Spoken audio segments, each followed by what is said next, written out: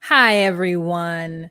Hello, hello. I'm going to let more people get into the room. I'm trying to gather pictures and whatnot for this episode, and I've gathered a lot, but I want to gather more for you guys, even though I know that me getting pictures doesn't do anything. like doesn't up my views, doesn't change anything. I still have you guys who are just here for me, who support me regardless of pictures or no, but I just want to be professional. I want, if anybody were to come to my channel, for them to be like, wow, this bitch really puts work in. You know what I'm saying? She really does try to serve for her community.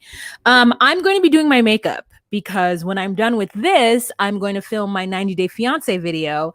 And even though I haven't watched 90 Day Fiance from yesterday, because my app won't let me watch it. So I think I might have to just find it on TV or find it on YouTube or something like that. So let's jump right in. Well, no, let's not jump right in. Let's let some more people come into the room. There's only 58 people here. I'm only in for a minute and 42 seconds. So let's wait till we get to 5 minutes and then we'll start. I'm going to, however, start doing my makeup because it's imperative that she be not in these streets looking haggard. You know what I'm saying? So this wig, I don't right now at this moment have the information in the description box. I got it on Amazon, but I'm going to add it later on with my link for Amazon. So you know what I'm saying? Amazon can see that I bring the girls to the website. You know what I'm saying? So let's just wait. You guys are going to watch me do my eyebrows. This is Goof Proof Brow Pencil by Benefit. Now, I'm not recommending any of these specific products because they are the best. I got conned into buying them from watching other people, and I continue to purchase them, but I, they're expensive. I feel like this brow pencil is like a good $20 or a good like $28. Like, I think it's like grossly too much money. So I'm not going to force or say that anybody needs it, because if you can find a color in a NYX, I say do you. But for some reason, I just can't find the colors all the time. You're just like, how many, this is like an ashy brown. This is number 5, if you're wondering, number 5. I got it from Ulta. And right now I'm just like doing a shape of my brow. The girls have been asking me for a tutorial. I mean, if you guys have been following me since Dark Skin Divas, then you know what my makeup routine is. And if you don't know what my makeup routine is, if you just go back 2 years, 3 years, you'll see that she used to do makeup routines and she used to talk about social commentary.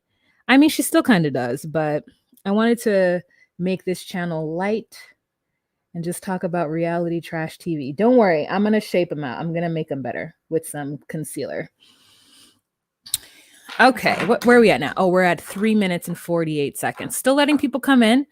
Is anybody here from Facebook? Let's see. 3 people. Hello, Facebook. Hi. Welcome. 84 people from YouTube, which this is why I love YouTube, you guys. So let's get some stuff going. Let's get a banner. Let's get that, so you guys can see that. And I got my overlays here, which has all of my pictures of everybody that I'm going to talk about. Who should I talk about first, you guys? Drop that comment. Who do you want to talk about first? And the most comments of who you want me to talk about is who we're going to start with. This is NARS concealer, radiant creamy concealer in the color Dark One Cafe. There's only a little bit left. And this is expensive too. I think this is like $32. Like, you don't need this. You can go on ahead and get you some, what's that company called? I used to get, it's like $1 or $2.99, $3.99 at the, what's that store? Not the store, but the Korean owned beauty supply, Black's Beauty Supply Pro. God, I can't remember. It comes in it has a black top, it comes in a tube, squirts out. You could just use that. You could use that if you want to. So I want to start out with the least inflammatory couple. So Tara, Christina, and John. I like that. Good. Someone says Chevelle and Quaylon, but I haven't gotten a picture of Chevelle's outfit yet. And that's really why I needed to get all the pictures, is to give that outfit, because she is giving me some real WWF real as a WWE now. She's giving me some real WW, like, you know, some very strong. I would like to jump off of the side of a ring, you know, some ropes. And I just don't know why. I tried to give her a pass because I was like, you don't know what Kansas City has got going on. Like maybe there's some kind of Kansas City fashion happening that the girls in LA aren't aware of. And I don't know. It was bad. It was real bad. It was real bad. So I think I'm gonna go ahead and take the advice of who said it. Oh, we're at 6 minutes. Why y'all tell me it was time? Okay, you guys, it's time. Hey guys, it's Wahima, but just call me Wah. Melanated! Welcome to my recap of Life After Lockup, Season 3, Episode 34. I don't know the name, but it is the finale, girl. And it's time. It is time. It is time for us to let this season go, child. It's like when you see something that's like episode 34. I mean, I know it wasn't 34 episodes, but it feels like it was just all of your life. No, it just feels like all of your life was affected by this. Okay, so I'm trying to get the picture. I'm watching it on my phone, trying to take a screenshot on my phone of this outfit that she's wearing. So I'm doing my eyebrows. You know, I'm going to do a whole little makeup tutorials. It's not a tutorial. I'm just going to do my makeup while I talk to you guys about Life After Lockup. For the majority, there is going to be a picture on the screen. And right now, I don't have a picture of the couple that I want to talk about, but that doesn't mean it isn't coming. So let's first start talking about Tara, John, and Christiana. First of all, let me just say that I think Christiana is cute. I don't know what it is, but I just think she's cute. I'm going to put the excess over here in the dark area. If I have any excess, I'm going to just poke myself in the eye. Don't do me. You guys just pay attention to what you're doing when you're doing your makeup. Okay, so the next product I'm going to use is number 6, and this is the Benefits Brow something or other. I'm just going to add in some color in here and just like, you know, smooth that out. Look at that brow. Look, there she goes. Look at it. It's coming together. I'm going to fill it in some more as well. Okay, so we are hot off the presses of a seemingly pregnant Christiana going to meet her sister Tara in a park at midnight. And the first thing we hear is that my sissy? Is that my sissy? And it turns out that it was her sissy. So Christiana is sitting on the swings and Tara walks up, and I don't know if they hug or not, but apparently Tara is supposed to be her best friend. And here's the girl. I gotta take a picture of Chevelle. In what series or what world is this person her best friend? This person doesn't seem like her best friend, not at all, not even a little bit, not even a matrimony that I made that word up, it's not real, of a moment. Does this person seem like she is her best friend? Here's my theory. My theory is that something happened between Tara and Christiana. And Tara, I don't know if she's the younger sibling or not, but I think that Tara really doesn't like Christiana. I think that Tara, for some reason, is jealous of Christiana for being able to find a husband and get married. Even though, you know, Christiana has had a hard life. I don't know if Tara lost her kids, but Christiana sure did.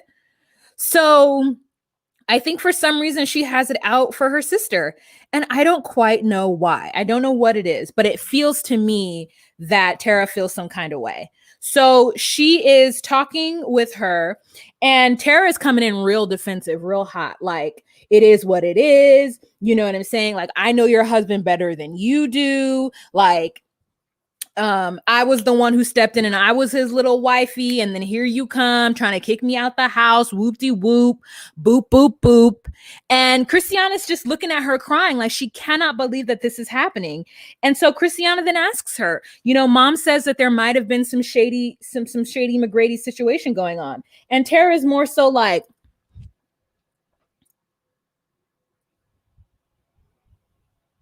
what you gonna do about it? There may have been, I know your husband, something is wrong with him. He's shady AF. Even though I was trying to take him for a minute there, but he's shady. So, and I know him and you don't. And so Christiana's like, whatever. And so then Tara's like, so you're going to find out, you're going to live with him and you're going to find out that he's shady. And then you're going to run back to me and apologize. And Christiana's just like, okay, but did you sleep with him though? Did you sleep with my husband? And Tara's like, girl, if we was there, we would hear that neck popping, okay? If she had some bubble gum in her mouth, it would be like,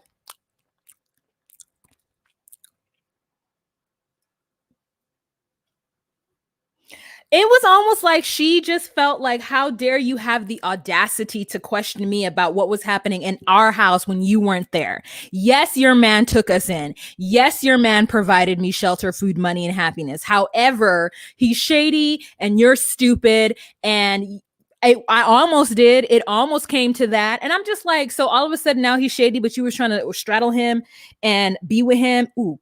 Good shot of the outfit. Great shot of the outfit, you guys. I got it. I'm sending it to my computer right now. Ooh, girl, it's bad. Ooh, and she over here crying with her tears. It's bad. Look at her. Oh, you can't see it. There it is. Look at her. Look at her. Oh, look at Chevelle.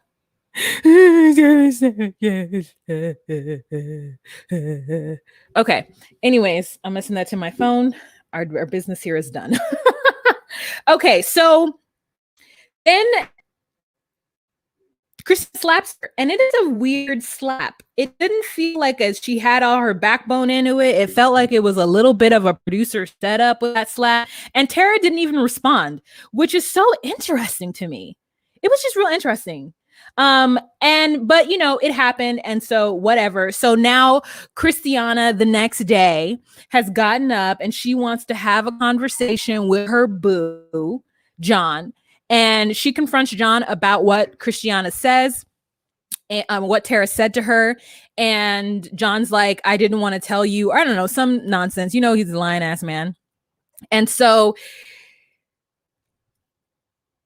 Christiana basically forgives him.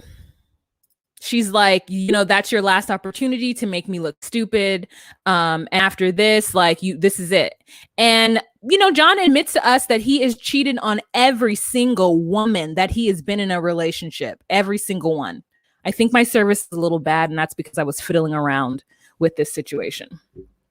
So let me just let it get back going. Y'all all right? Y'all okay? Sisters, you all right? Yeah. Brothers, you okay? Yeah. All right. Ding, ding, ding, ding, ding, ding, ding, ding. Call him and tell him, come on, help you get yo.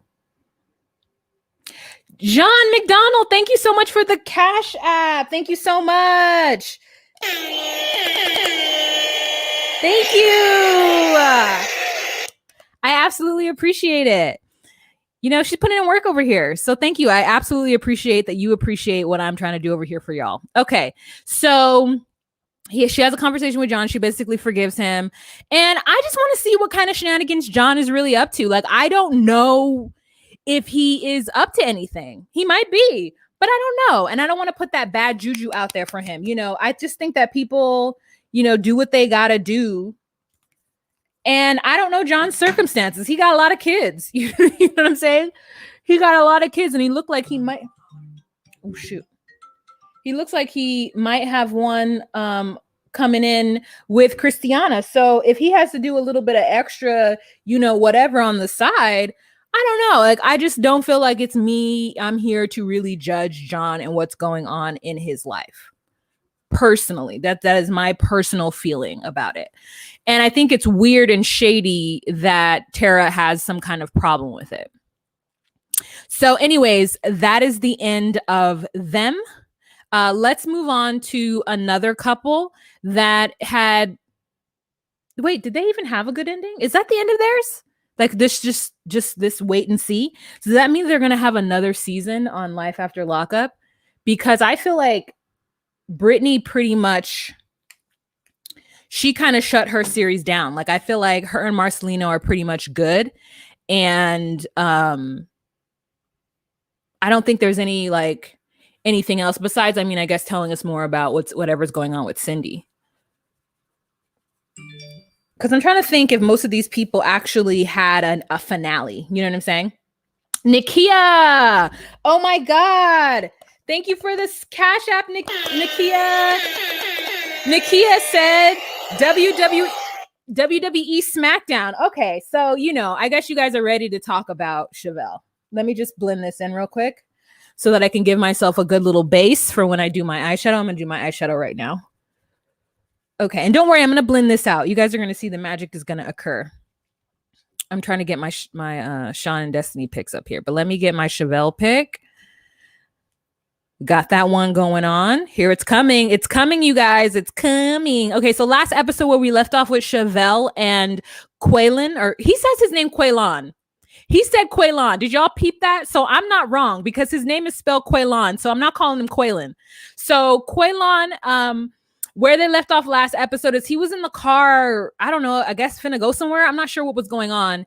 And he then, when Chevelle was like banging on the door trying to get in and asking him like what he's talking about or whatever, he comes, or look, no, trying to get her phone. He comes out and he slams her phone on the ground, which to me was so unnecessary and inappropriate. So I'm not on his side when whatever's happening, right? So he slams her phone on the ground and then he gets out of the car. I'm going to put her picture up so just y'all can just look at her. Look at this. Look at this poor girl. So he gets out of the car. He slams her phone on the ground. He takes his backpack and he's like going to go somewhere, I guess. Girl, I don't know where he's going.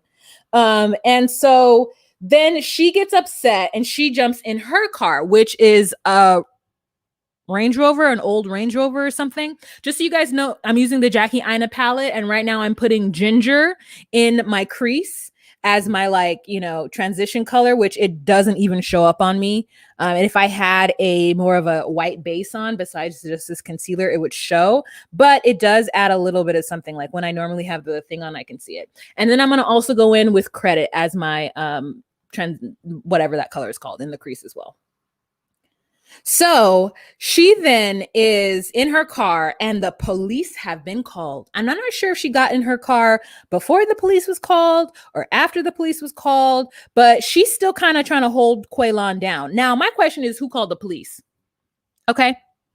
Who called the police? Sapna, thank you. Osana, thank you so much for the super chat. Oh my God, I've been missing these super chats in here because I haven't been looking at that page. You guys, oh my God, what is this one? What is this? This is something. Victoria, my people messaged David WhatsApp. I don't know, girl, just sent me, I don't know, $50. That's not 5,000. Who's blessing me with $5,000? What? No, it must be $50. But even then, thank you so much. Thank you so much, James Messi. Thank you, James Messi, so much from Facebook. I have been missing all of these. You guys, let me just take a moment and go back. James Messi, thank you so much. Thank you so much for my people in the room who are holding it down for me. You guys, if I don't do something, you gotta tell me I'm not doing it. How do I want to get my moderators in a private chat so they can let me know when things are going on, but that's for another live show. Okay. So who called the police is the question. And they're not at her house, says Just Like a Star, which is very, very, which is very, very interesting because I didn't even think of that either. Just Like a Star says, so that is not her house because she said I'm going home to the producers. I'm confused. I am confused too. So who called the police? Brave said James's stimulus hit. Oh, it's hilarious.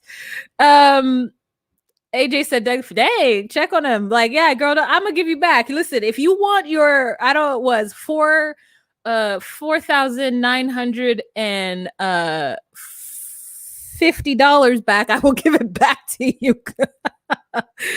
So the next question is the house that she was at, the one we've been seeing, is that Airbnb? Who knows? But anyways, okay, now going in with credit, same brush, girl. We don't have time for that.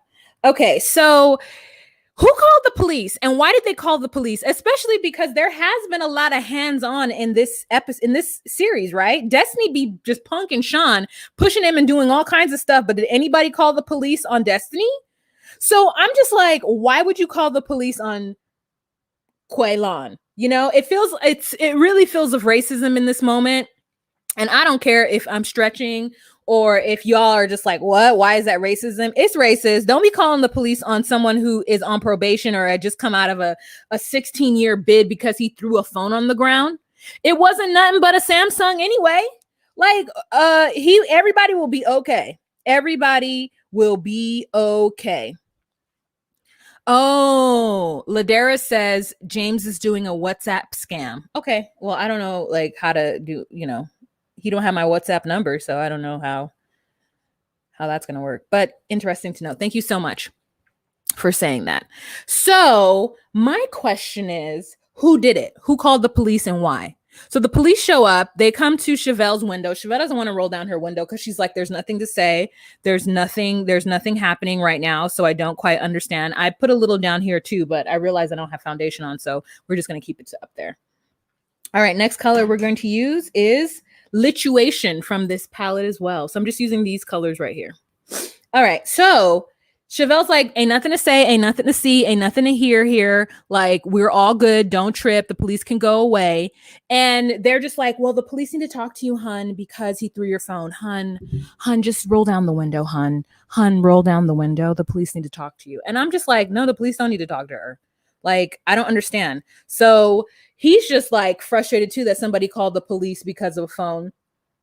I feel like it was a producer. I think they're trying to like play it off like it was a next door neighbor or something. But I'm like, if they're filming, why would the neighbors call the police unless it really is an Airbnb and they have no idea what's going on? But you can see the lights and the cameras and the action. So I don't understand why anybody would call the police.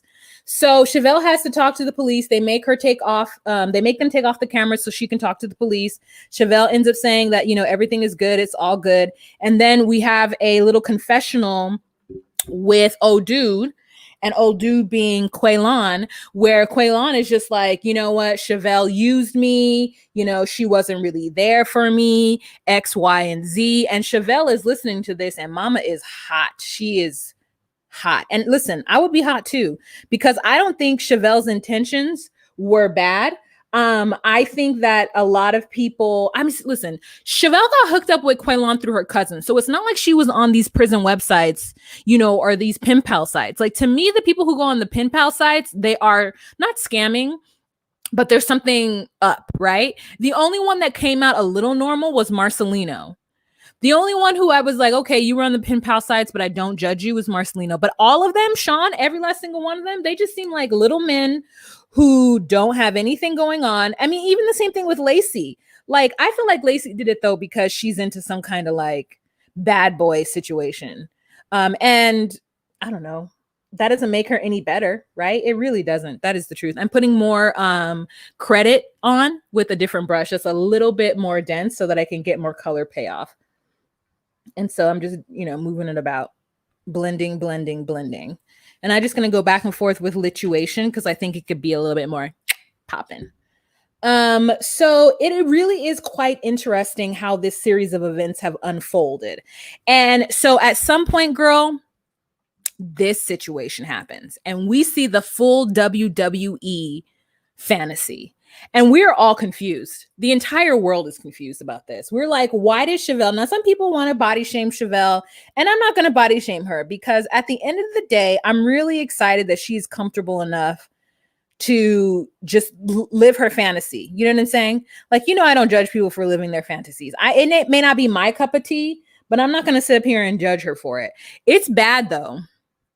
This is bad. Jasmine, thank you. Thank you so much. I go back to work tomorrow, Jasmine. The uterus is still, she's hurt. You know what I'm saying? She was sliced open with a hot knife and it's still happening to my body, but we're getting better. So she then realizes that he's over here talking about how she's used him and she, was selfish and she played him. And so, of course, she's angry. And so she wants to know how Sway is what she wants to know. And he does not want to answer her. He doesn't give her a valid answer. I think that he just wanted out of this relationship personally. Personally, I feel like he realized that this relationship didn't serve him, that he couldn't be a husband, and that he was just going to run into drama left and right, back and forth, dealing with her family because her family wanted better for her. And he still has hopes that he can somehow be Maila's father, which I don't quite understand why that would be the case. But it might be that something Chevelle does, especially because she has put 2 years into this and has told this, you know, I don't know, 4-year-old that this man is her dad. So maybe it's something that she just has to unfortunately live with. But my question is how Sway as well. Like, I think that what he's doing to her is mad disrespectful. And I think that what she's doing to this pantsuit is mad disrespectful as well. There's just disrespect all around the board with this. Okay.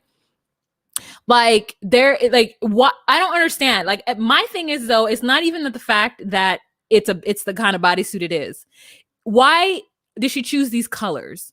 I feel like this is, listen, the black is killing me.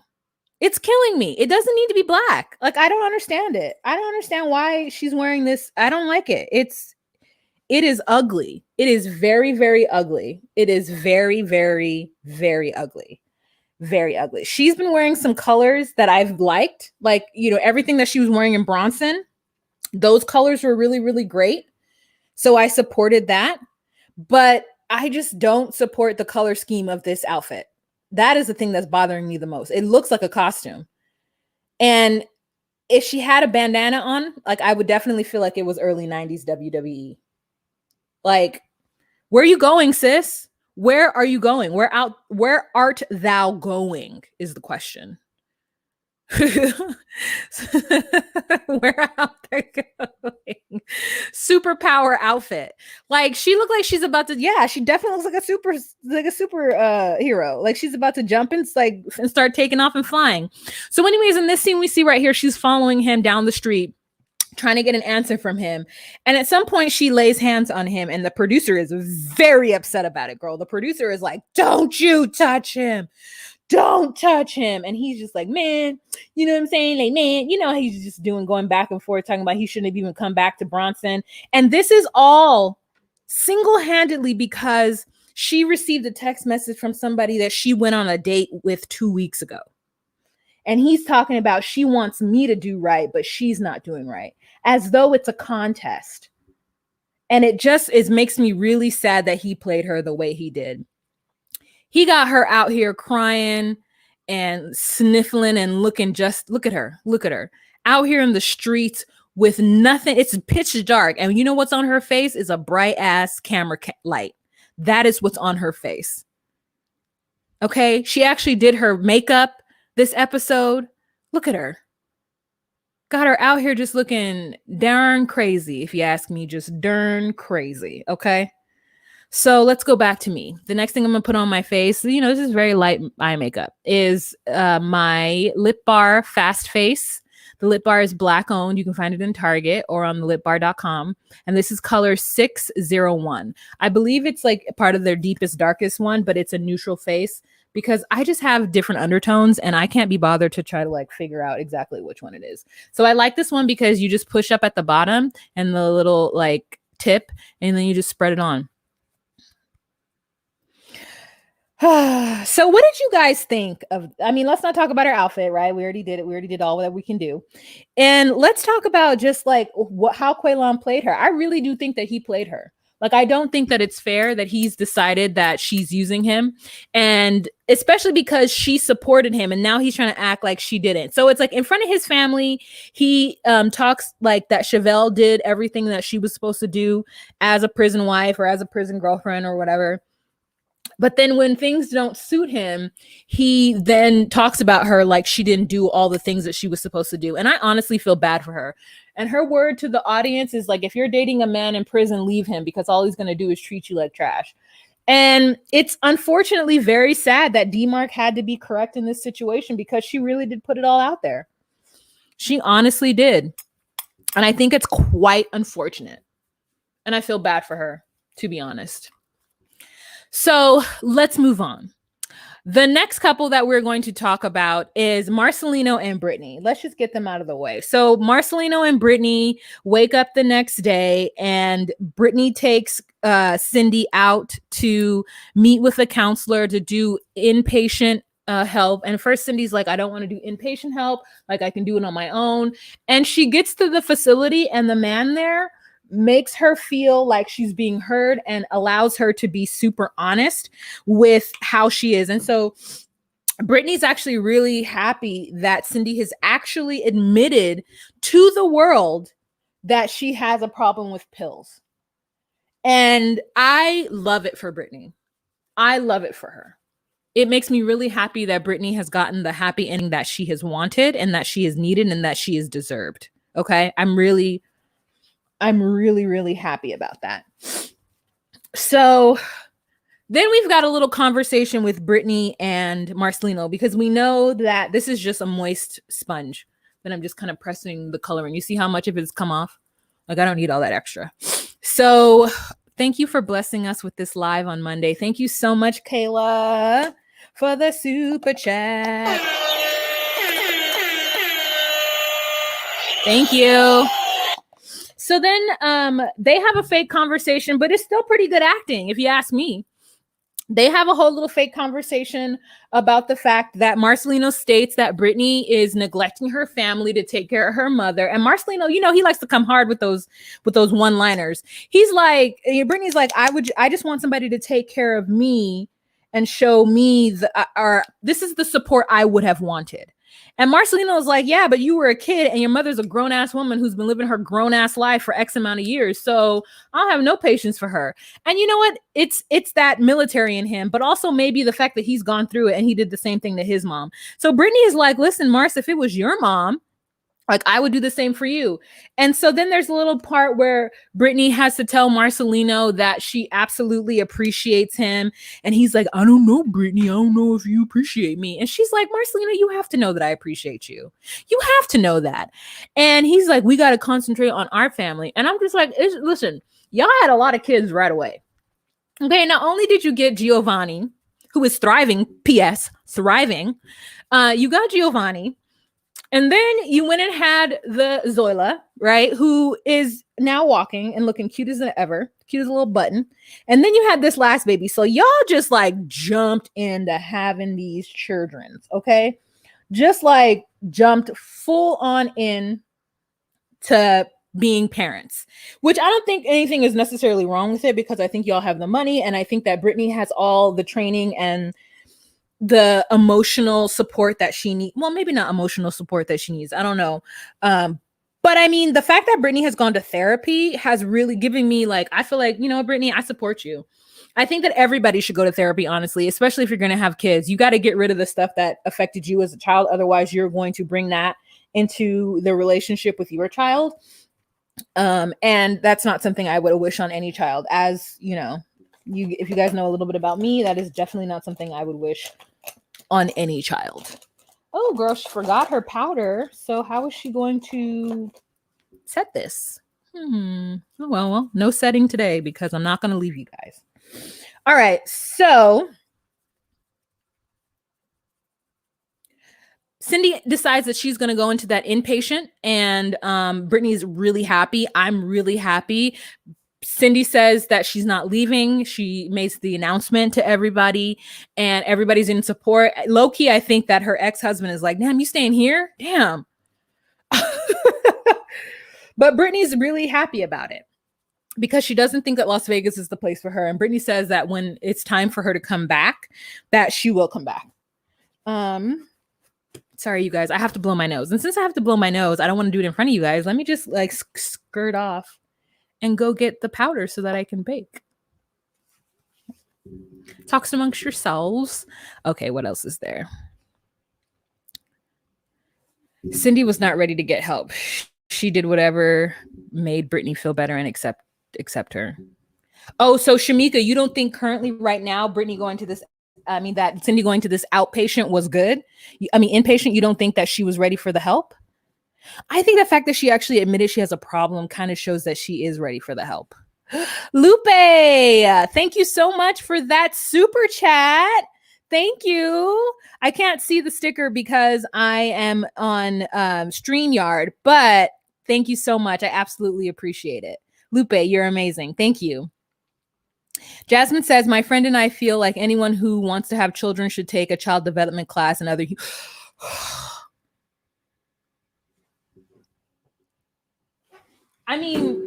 Yes, I'm going to go get powder. I'll be right back and blow my nose. I absolutely agree with you guys. Like, it's necessary.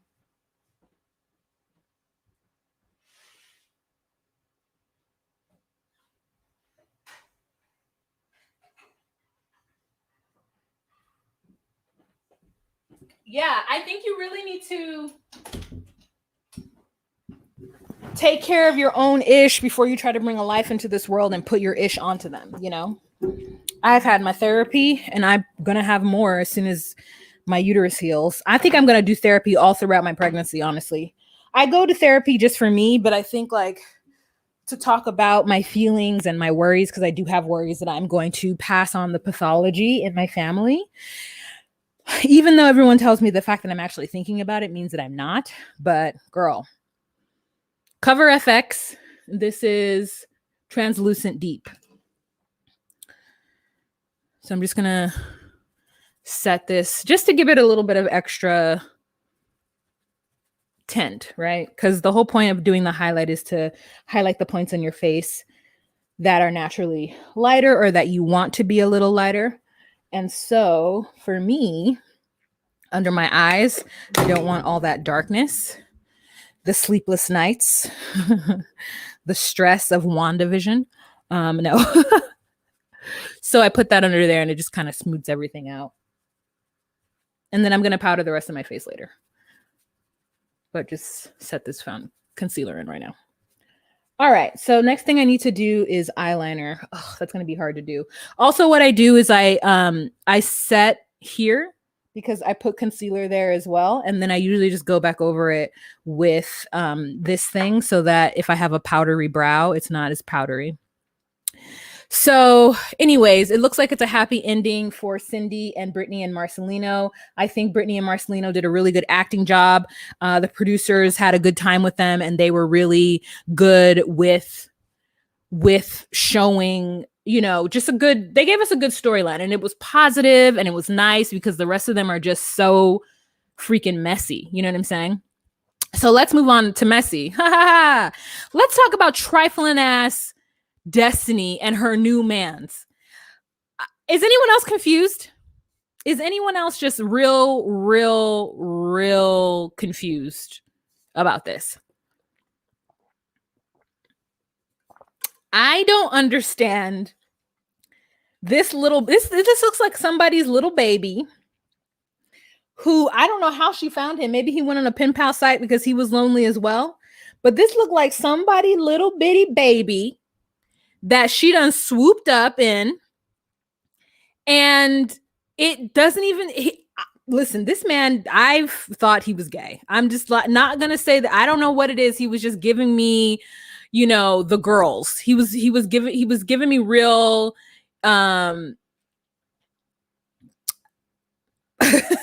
just giving me a vibe through the screen, girl. I do not know.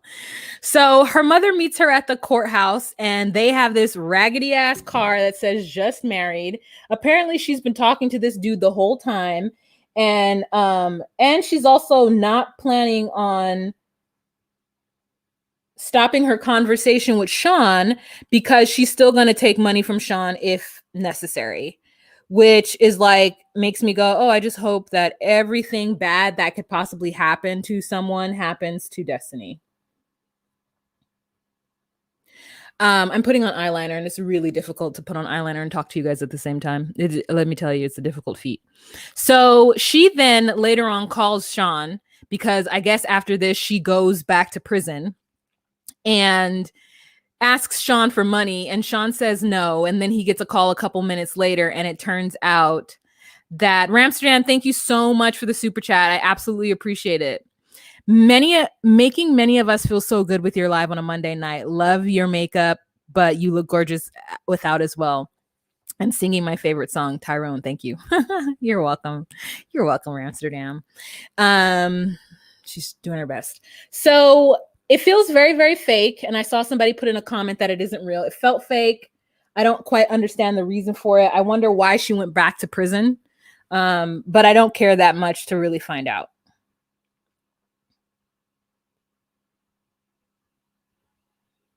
But if anybody knows, please go ahead and like drop it in the comment section.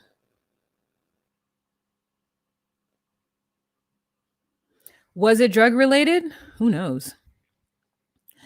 So yeah, Destiny really is a bad person.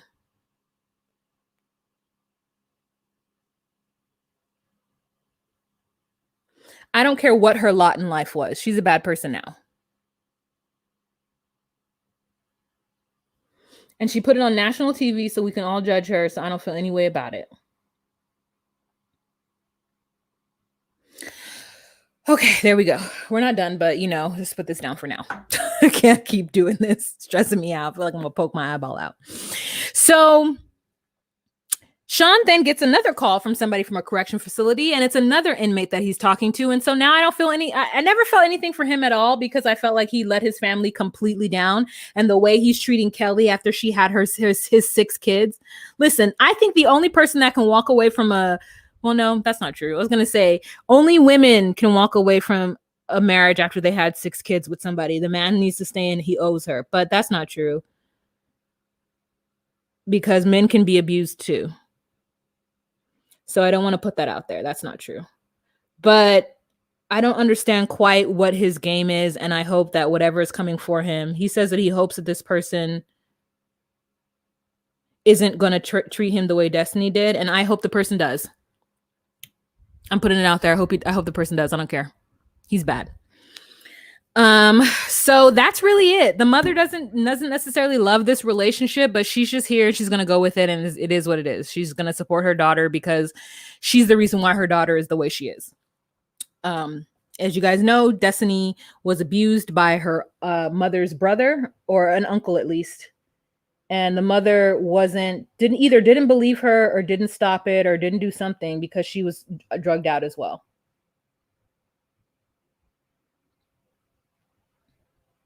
And really, one of the things that we could be very, very grateful for is the fact that Destiny doesn't have kids.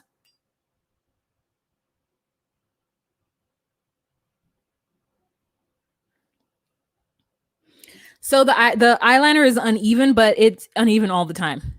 So it's fine. So let's move on. Next couple that we are going to talk about, unfortunately, this is a really sad one, is Puppy and Amber. So Amber's on some new shit and Puppy is not. And Amber finds Puppy face down in a pool that she's supposedly house that she's supposed to be cleaning. Amber is the one who got the job. So Amber ends up going up there to see like what's going on, because Queen calls Amber to ask her like, yo, what's up with your girl? She didn't show up to the next house. She's not answering her phone. And it's because Puppy is drinking these people's booze, having a good time, butt ass naked in their pool. And Amber gets there and she like gets Puppy out of the pool. And Puppy's like, Amber just wants to control me. She's over here just telling me what to do.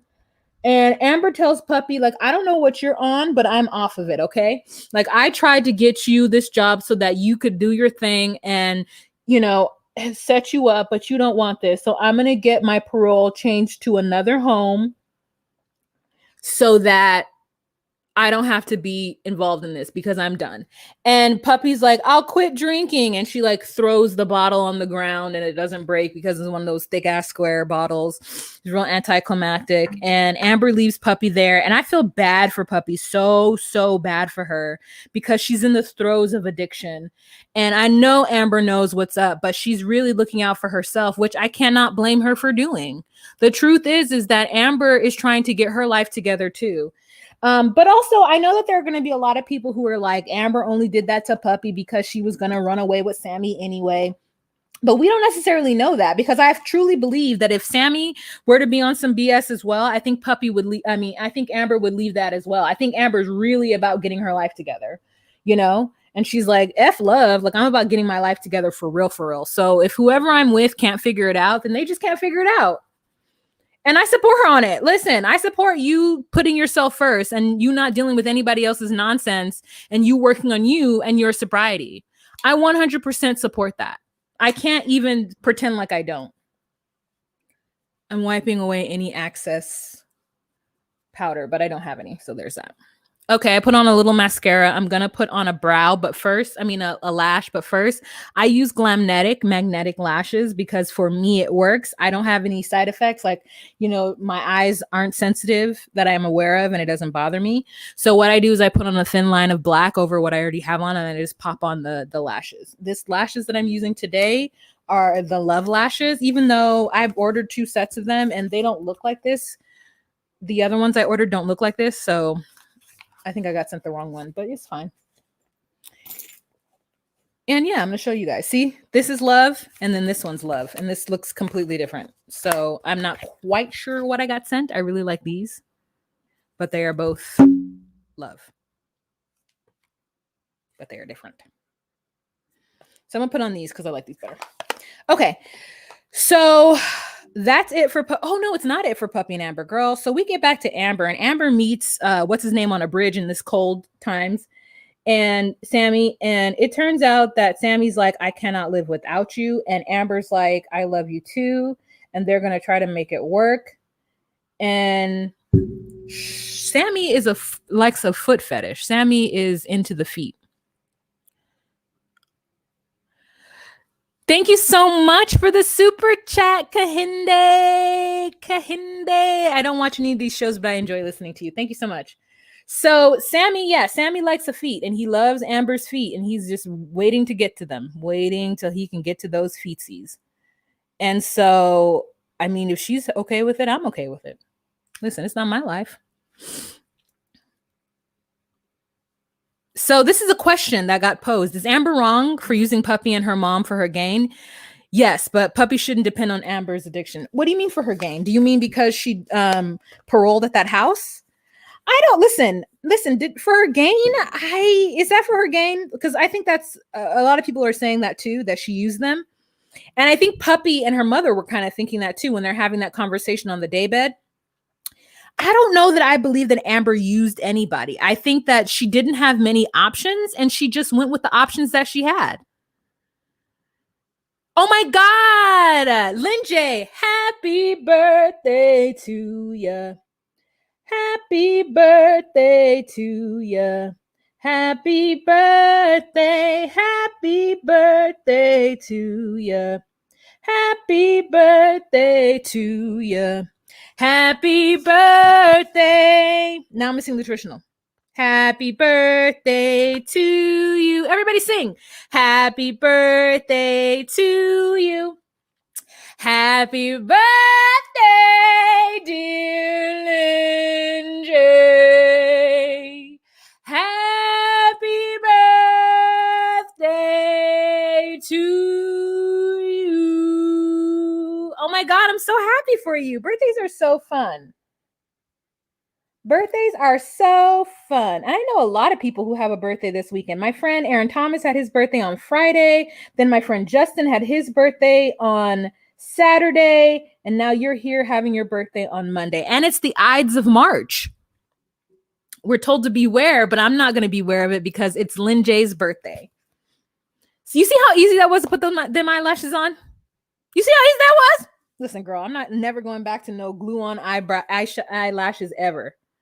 I am never going back, ever in my life.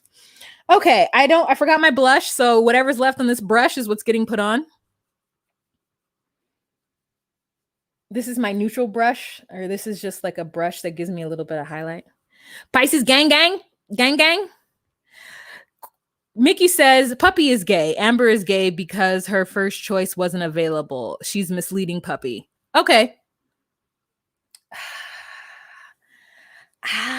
Okay, so let me just tell you a little bit about myself. I just don't know about that because I feel like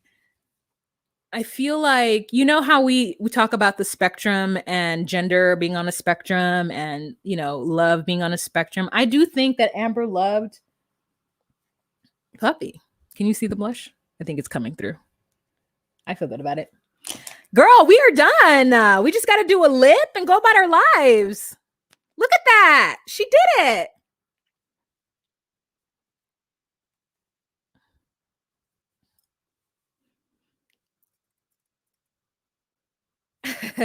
We did it. Okay. So let's move on. Right? We're done about Puppy and Amber, right? We got that Amber is getting with that man, Sammy, and that he's going to be sucking her toes. We got that? Okay, let's move on. All right. So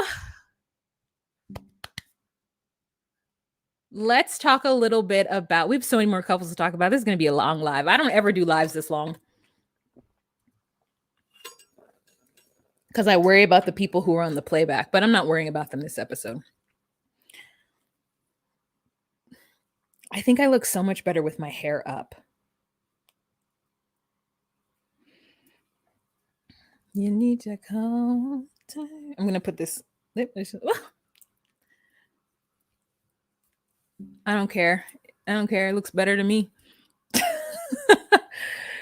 This was like a $20 wig on Amazon, so I don't expect much from it. Okay, there we go. She's cute. Okay, so let's move on now to these fools. So this is what I don't like in this thing with John and Lacey. First of all, I love Lacey's porn star look. I think she looks real cute. You know, like this is a good, I like it. She's giving me like Jenna Jameson tease, and I'm here for it. So she's mad pregnant. She's pregnant. And she's outside of her house minding her own business. And she ends up finding this letter in her mailbox. And so she reads it. And it's like, "Dear Lacey, I like milk and wine glasses. And I know what you did. And I'm over you. And I hope to never run into you again." And she's like, "Cool." And she throws it in the trash can and goes about her business. And she says that she is in love with Shane. And that she knows that her and Shane will have each other's back. And we have a scene where we just hear this man blame her for all of his problems.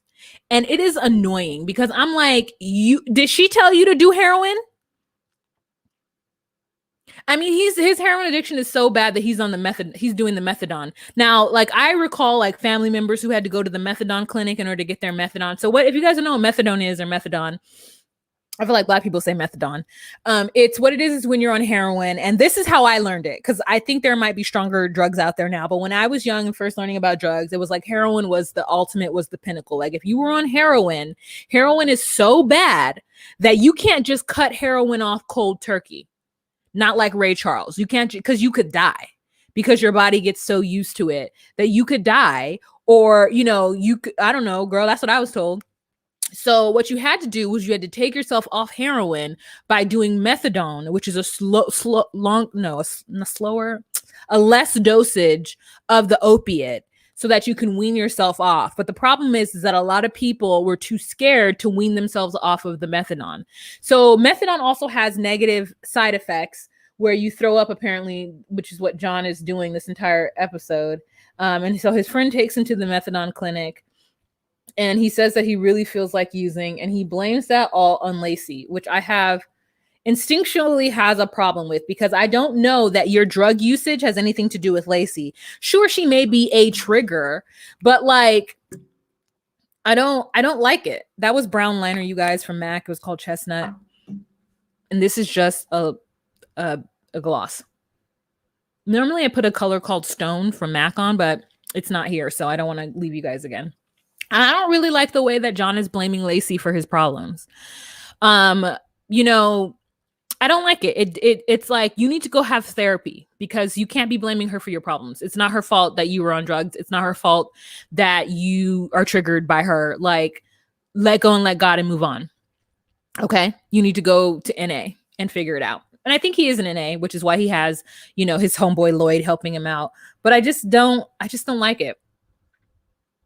Like completely blaming her for his fall. And I don't like it. So then we have a really cute scene with Shane, and he is painting the room because in his mind, it's a cute little, you know, pink, purple, lilac color. He feels like this baby is going to be a girl. He really wants a boy because he wants to go hiking and, you know, jumping and running and fishing and stuff with a boy. But he is very much like, you know, gender, you know, this is what it is. And this is, you know, boys do this and girls do this. However, Lacey's trying to get him to understand that a girl can go fishing if she wants to. A girl can go rock climbing if she wants to. A girl can go shoot guns if she wants to. And so I really do hope that Lacey kind of lets him know that this child could do whatever it is that the child wants to do. And I love the fact that they are going to make this work, and it feels like it's a happy ending. And I really, really love Shane, and I really love Shane because of this moment right here. Like, look at him kissing this baby. He's so excited. This little 22-year-old with her, and she's a big old 31 years old. They're almost 10 years apart, and she really is. I mean, she played him. She played him hard in the beginning. And I don't know if it was real or fake or, what she did, but I mean, I will blame her for getting John caught up in this nonsense, especially when she was with Shane. And the way she broke up with John was a little shady as well. But I think at the end of the day, she realized that John wasn't going to be right for her kids. And so instead of her just being like, you know what, I can't be with an ex-drug addict, she didn't. She like did something different. And I think maybe if he wants to blame her for that, but not for the whole thing, not for the whole shebang. So anyways, that was their little situation, and I thought it was really, really, really cute. And I honestly wish the best for Shane and Lacey, and I hope that John gets the recovery and the help that he needs. Okay. All right, you guys, I don't know how many likes there are, but there are 281 people in this room. So if I can get some likes, and I'm going to go ahead and sing the song for y'all. Thumbs, thumbs, thumbs, thumbs it up. Thumbs it up. Thumbs it up. I said thumbs, thumbs, thumbs, thumbs it up. Thumbs it up. Thumbs it up. Come on, you guys. Here, let's get this for you. Thumbs it up. Can one of my moderators tell me how many likes this video has so that I can show these numbers and maybe, make people feel guilty and make them thumbs it up? Thank you, Tiana. Thank you so much.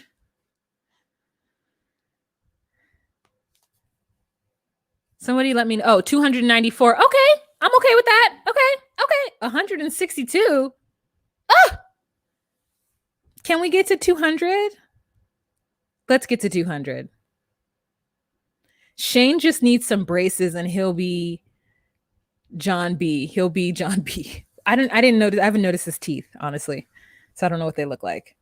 164, guys. Let's get to 200 likes. 200 likes. Let's get to 200 likes. Go ahead and get to 200 likes. 200 likes. Because if you like this, obviously, if you like this and you support what I'm doing and you're on this live and you're watching, you would just exit the chat and just hit that like button.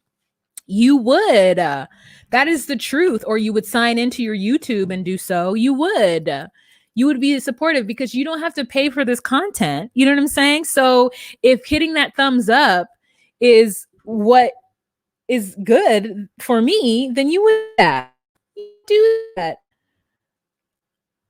Because you guys are awesome. You guys are so awesome. I'm going to send some hearts to the people who have sent me a Cash App. Oh my God, you guys, I'm finally out of the hole with, do you guys do the Cash App investments? I did AMC because my cousin told me to, and I literally lost all the money and now I'm almost back. So once I get my $100 back, I'm going to sell that shit. Thank you again, Nakia and John, or Jean, sorry.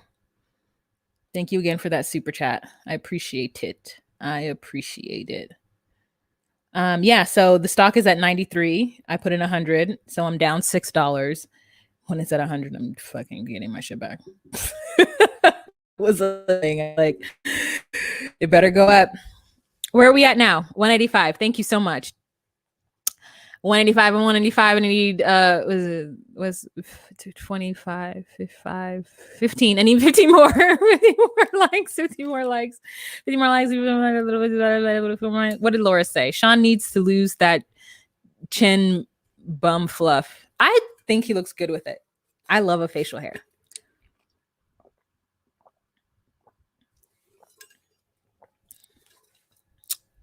I told you that at $2. It is now at $8.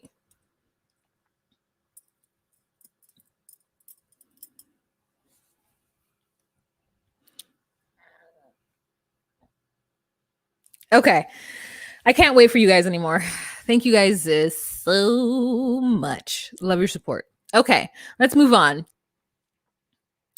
Who do we have next? Oh, we have 2 more couples next.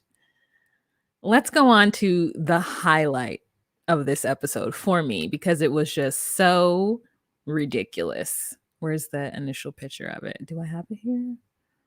Oh shoot, I didn't do it.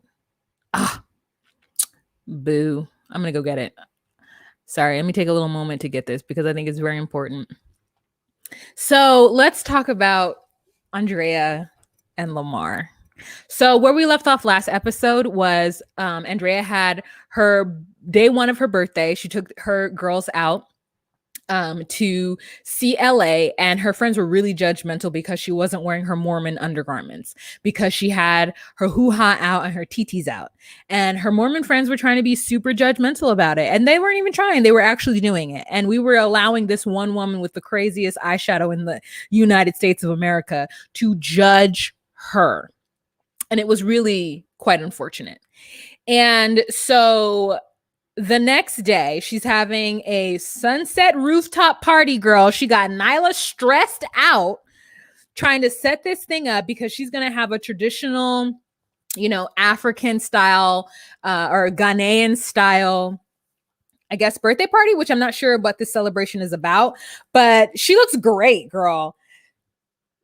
Andrea does. Nyla looks great all the time, in my opinion, but girl. So she got Nyla stressed out. Nyla's worried about Shantae coming, and Lamar just excited about everybody being there and being really, really supportive. So her homegirl Danielle pulls her aside and is like, just want to let you know there was some talk about you not wearing your Mormon undergarments. And the reason why we knew you wasn't wearing your Mormon undergarments is because had you been wearing them, you would not have been able to wear these short ass dresses. And I was like, didn't know there was Mormon undergarments. So now I'm very excited about this. I do know that, when you go into the Mormon temple, you have to dress like Eve. There's like a whole white outfit with like a piece of green apron cloth in front of your hoo-ha. And so that's really exciting. But now to know that there's Mormon undergarments, so fun. Such a fun concept. So I guess that's how Mormon she is, because I know Mormon people and no one has ever talked to me about Mormon undergarments. Not that they should, but like, I knew that there was a special dress to go into the temple. They didn't tell me what it was, but So anywho, so Andrea is talking about, she's there and Danielle tells her. And so she says to Danielle, well, if somebody has the balls to talk to me about it, there will be problems. Okay. And so when the opportunity arose, she let it happen so that there could be problems. And I was like, you know what? The drama here is very real. I really, really, really love the drama. So then we have a situation where her homegirl, Carrie, decides that she is going to just let Andrea know that Andrea has kind of strayed and that LA has changed her because of the fact that she wasn't wearing her Mormon garments. And you know what? I think that Andrea's like, I'm married now and I want to show off my body and that's my prerogative. I can do what I want to do. It's my prerogative. And, you need to get out of my business, especially here on my birthday. Talking to me about my undergarments is madly and wildly inappropriate. And so then Andrea starts to talk about how she has to minister to her neighbors. And I get confused because it feels like Andrea is talking about teaching kids not to do drugs and not to be gang members. And I'm confused because I was like, what kids? Are you talking about your kids? Because I don't think you need to tell Tennyson that he doesn't need to be a gang member. I think Tennyson is well aware. I don't think you need to tell Nyla that she doesn't have to do drugs. I think that they are well aware. I wonder what school they're going to because they're in Watts. So are they like going to Dorsey? Like, I don't know. Like, listen, I don't know where Dorsey is. Let me be truth. My mother went to Locke High and she was from Watts. So is it Locke? I don't know.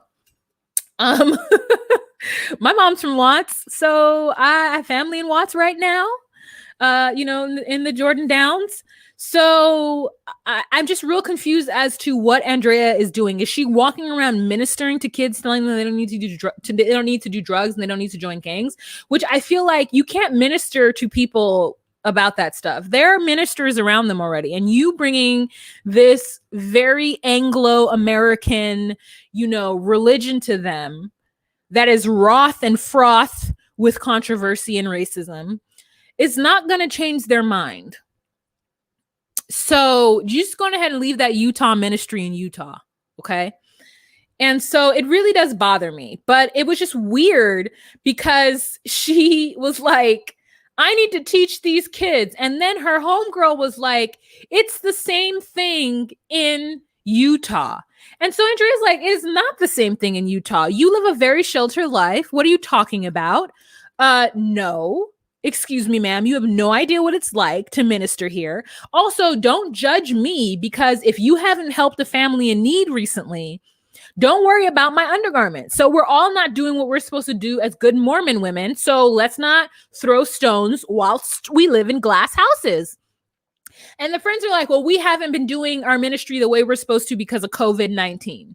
And so Andrea's like, it doesn't matter. I've been doing what I needed to do. So don't worry. Listen, this is not the time and the place. Don't worry about it. And she's like, you don't know what it feels like to be worried about going to your mailbox. And I was like, Andrea, are you living in drive-by territory? Did Lamar move you to a neighborhood where there are drive-bys? I don't think he did. I really don't think Lamar did. I don't really think it's just so dramatic. And it makes me feel a little bit like, you know, black hate. You know, Andrea gives me that. Like, Andrea gives me like, I don't know. It's like when black people talk about like being in rough neighborhoods, I get it because there are rough neighborhoods. You know what I'm saying? But like, you really think you was about to get shot by going to your mailbox? Maybe because you live with an ex-member. Maybe. I don't know. That's not my experience. You know what I'm saying? That's not my ministry. That's not my experience when I go to LA. I'm never scared. Maybe I should be. I'm never scared. I be walking around like I'm not scared. So like when people be scared, I'm like, why? Then if you are scared, go. Okay. Just don't be over here talking about how you're scared you are. Like, I feel like when I was younger, there was a lot of stray bullets, but maybe there are still. I'm not aware of it. And I'm naive.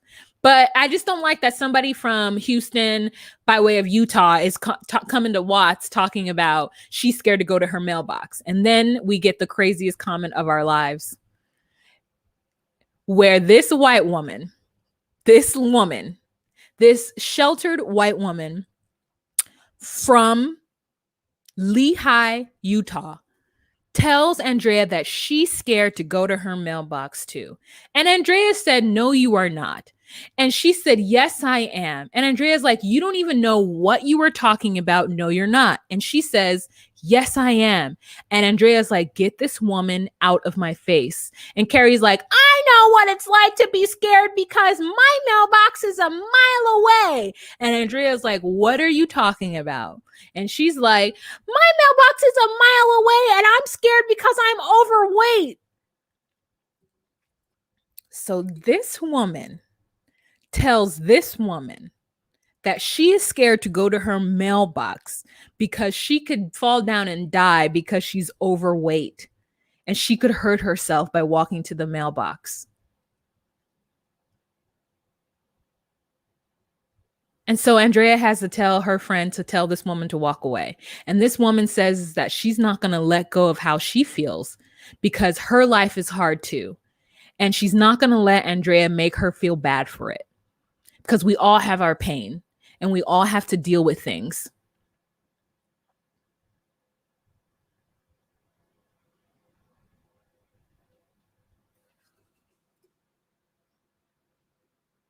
We all have problems, Andrea. Your problems aren't any better than mine. You're scared to go to the mailbox because you're overweight. You're scared to go to the mailbox, Andrea, because I guess you could be shot, girl. I don't know. With a gun, with a heroin needle. I don't know. You could be shot.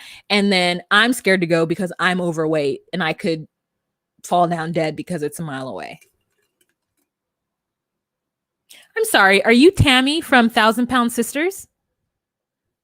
You can walk a mile, sis. So can Andrea. Both you and Andrea, you know, thickums. What?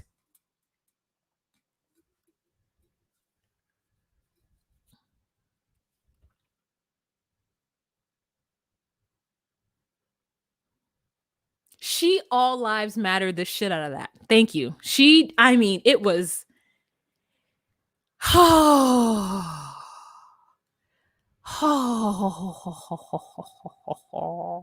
She needs to walk that mile to her mailbox. That will help her to not be as scared. If my mailbox was a mile away, I would walk to my mailbox too. Just every day. Why not? Get that exercise in, girl. Not working out because you're overweight is not the way to save yourself. it was beyond me. Francine said something, and I would want to put this up. Do they still have drive-bys right there in East Los Angeles? The Mexican mafia kills them if they shoot randomly. You have to get off the car and shoot. If not, you go to jail and they kill you if that's against the rules. This is what I'm talking about, Francine. I don't listen. There might still be drive-bys, but I'm saying it's not in my world. I have family in Watts. I have family in Compton. I know people are still dying, but I don't know if it's due to drive-bys. I'm not aware of that. Okay. So it is crazy. Like it is beyond what this woman said. And so then Andrea is so pissed that they get the woman to walk away. And then she goes into the bathroom and she talks about how, stressful her life is. And then she comes back out and tries to hug Andrea, and Andrea cannot even be bothered. Now, Andrea has this beautiful thing on her head. It's a head wrap, but it's more than a head wrap. It's like a crown. Okay. She's a beautiful, like kente cloth crown on her head. And then this woman comes out and they hug it out. And Andrea's just looking like, can I just have a piece of my vegan cake? And meanwhile, Tennyson and Nyla are just looking at each other like, how in the hell can you compare these two things? I feel like Nyla and Tennyson are giving me life this episode. Okay. Tennyson is just eating a cupcake. Nyla's just looking like how this crazy white lady is over here trying to compare her life in Utah to our life here in LA. And it is beyond me. And I think for the first time, Nyla and Tennyson might just be like, wow, these white folks is crazy. These white folks is crazy. You hear me? These white folks is crazy. It is insane that Carrie got on TV and Karen'd the shit out of this situation at her friend's birthday party.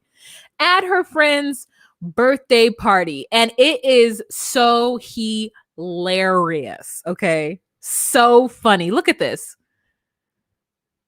And by the way, that's a vegan birthday cake, which I didn't know Andrea was vegan. Look at Andrea's face. She's just like, okay, get off me. No, I don't forgive you. Do I forgive you? No, I don't. I don't forgive you. So get off of me right this moment. Oh, it's so funny. It's so funny. I love it. I love it. I love it. Oh, I love it. I love it. I love it. I love it. I love it. Okay. So it is just, I laughed so much that my uterus was beginning to hurt. That's how much I was laughing. Okay. My diaphragm was affecting my uterus. And so then we find out that Andrea and her family are going to go to Ghana to spread the word of Mormonism. Now, I'm annoyed that they're going to spread the ministry, but at the same time, I feel like Nyla and Tennyson are not going to spread the ministry. I feel like they might talk about it a little bit, but also they're just going to soak in all that culture. I feel like Nyla's going to come back with a husband, Tennyson's going to come back with a wife. These beautiful children are going to go to the homeland and kill it. Okay. And I am so happy. And is Lamar going? It sounds like Lamar is going too, which makes me even more excited. So I'm just excited for this family to go to Ghana. I hope they stay there. I hope they appreciate the culture. I hope that they feel their Ghanaian roots. And I just love the fact that Lamar is just going to be like, yeah, I'm around the originals. Yeah. I love it. It makes me so happy. I want to go to the motherland as well. I can't wait. One day I'm going to make it to the continent. One day. And I'm going to come back with a husband.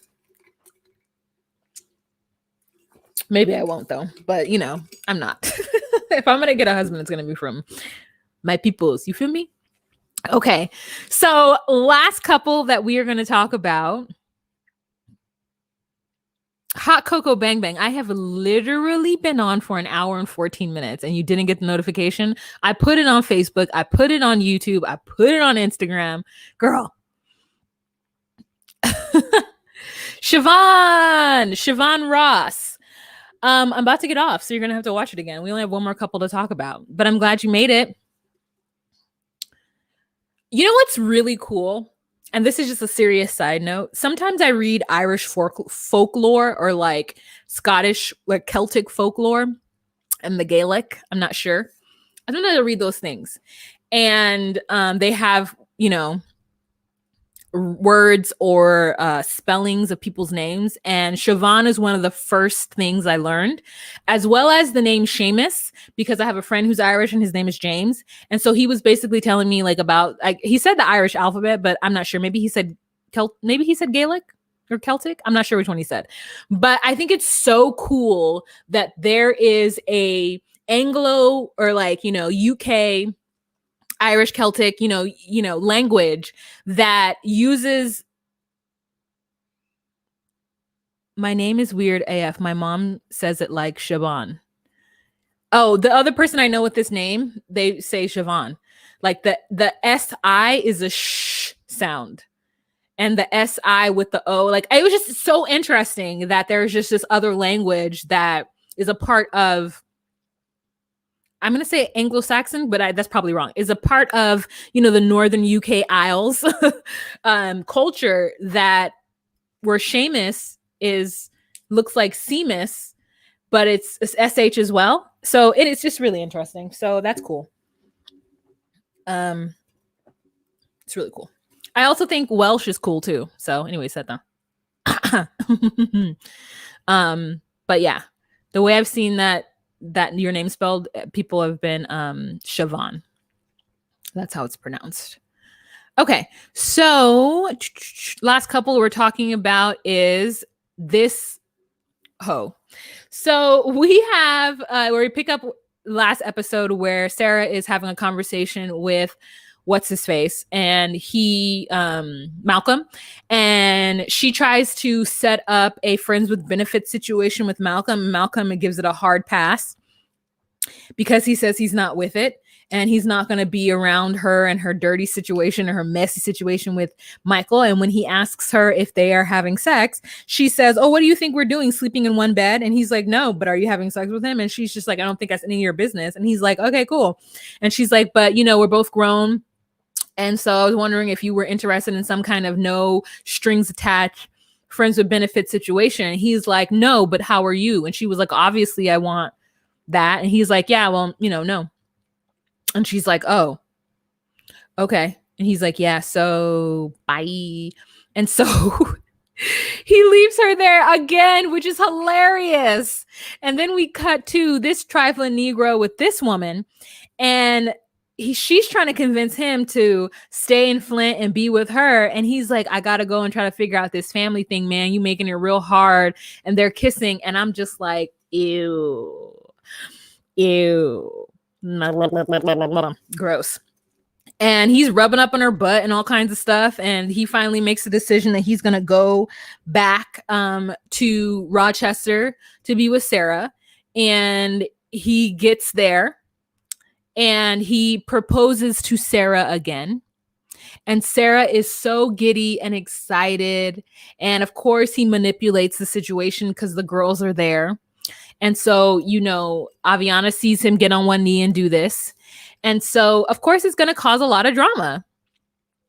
It's going to cause a lot of drama. So I just think that I'm just really done with Sarah at this point. Sarah and Paige are basically the same person to me. And so I just can't stand them. I cannot stand them. If you guys watch Married at First Sight, it's the same situation. I cannot stand it. And and then he gets a call from Maria, and Maria's like, "Where have you been?"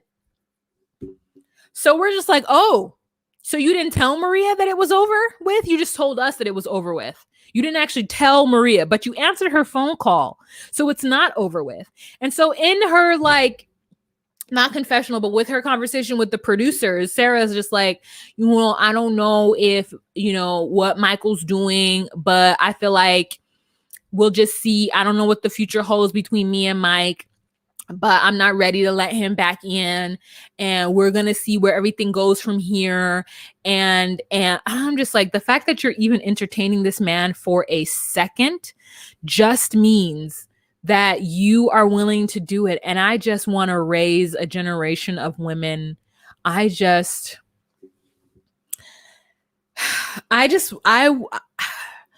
can we change it? How can we change the next generation? Is Sarah Gen Z? Is she Gen Z? I don't know. Is she a millennial? I don't know.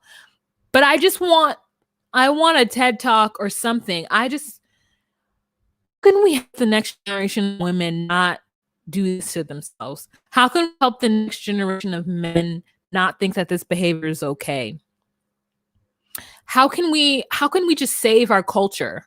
Like, How can we just we need to do something, because this is not right.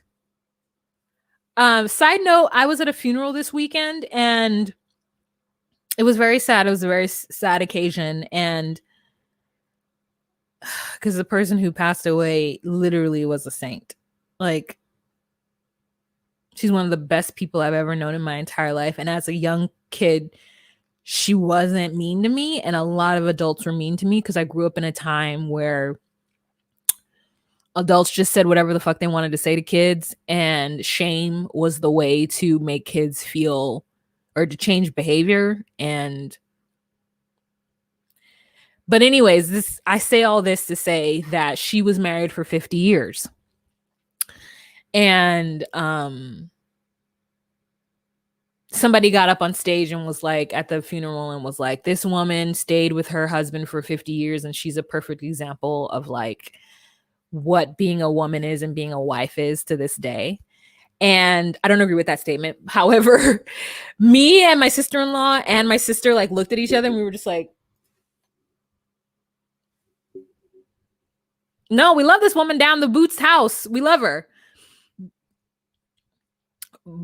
But not everybody has that situation where they can be that kind of wife and mother and friend and sister and whatever. So like this idea that men feel that women should just like do whatever for, and it really is detrimental to our community and to a lot of women out there. Thank you, Justine. It really is just like not the business and not the word. There are a lot of women stuck in very toxic situations because of that thinking. And because, you know, women don't teach, it's like, you know, there's some women who don't teach the lesson of, you know, don't stay in a toxic situation. And then there are men who don't teach the lesson to the boys to not be toxic. And I'm saying this from a very cis perspective, because right now I can't think about including everybody. Not that I don't want to. So don't think I'm trying to exclude you if you are not in a cis heteronormative situation. So, but like, it is just, we need to rewrite these gender roles. We need to teach everybody to respect everybody and not to play games and not to be silly and to just live the life that they're living and not hurt people's feelings. Every single person needs to be in therapy. Every single person needs to know their worth. Every single person needs to have self-esteem and not be put down. I know that's something that we just can't do, but maybe we need to teach it in schools. You know what I'm saying? Like maybe we need to teach it in schools, because it breaks my heart that Sarah is this way. It breaks my heart that Paige Banks from Married at First Sight is the way that she is. A lot of it breaks my heart, you know, and it's not all good. And not people just don't need to be suffering and living in, you know, hell situations because it's what you're quote unquote supposed to do. This is not the year BC whatever. This is not the 1800s. This is not any time prior to 2021. You know what I'm saying? Like, women are in the workforce now. Women have rights and they should be treated equal to men. And the genders should be equal. The spectrum of gender should be equal. Everybody should be equal. And there shouldn't be these like boxes that we put people in and expect them to live healthy lives and be happy. Like, it's crazy to me. It's crazy to me. You don't need to suffer in this world. You got one life to live. If you don't believe in karma, you got one life to live, or reincarnation is what I should say. And so that one life should be led with happiness. And if you are not happy, then you need to figure out happiness. Like, it is crazy to me, this idea. And it hurts me to see these young women go through this stuff. It really does hurt me to see them go through it. Because it can't be me. I was already unhappy for a certain time in my life. And I won't go back to it in order to make somebody else feel good. And that goes to any relationship that you have with people, be it toxic family members, no matter how close they are to you. If somebody is toxic to you, like, I saw this thing on TikTok that was like, let me see if I saved it. Because I just, it makes me mad that people put out this narrative that you just suffer in some kind of situation because it was what's meant to be. And I don't agree with it. I don't believe in it. I don't think it's fair. I don't think it's right. I do with this thing? Did I save it? Not whole. Well, it's in here somewhere. Oh, here it is.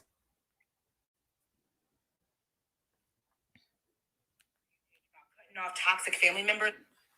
So I'm seeing a lot of content on my For You page about cutting off toxic family members and cutting people out of your life, even though they're blood, because they're affecting your mental health, and not respecting your elders because they're not respecting you. And I'm going to tell you what.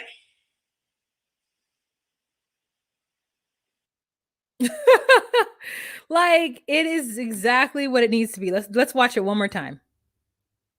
So I'm seeing a lot of content on my For You page about cutting off toxic family members and cutting people out of your life, even though they're blood, because they're affecting your mental health, and not respecting your elders because they're not respecting you. And I'm going to tell you what.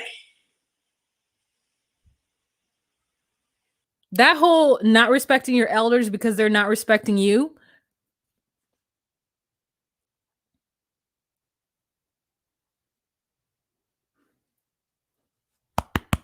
That hit me in my chest.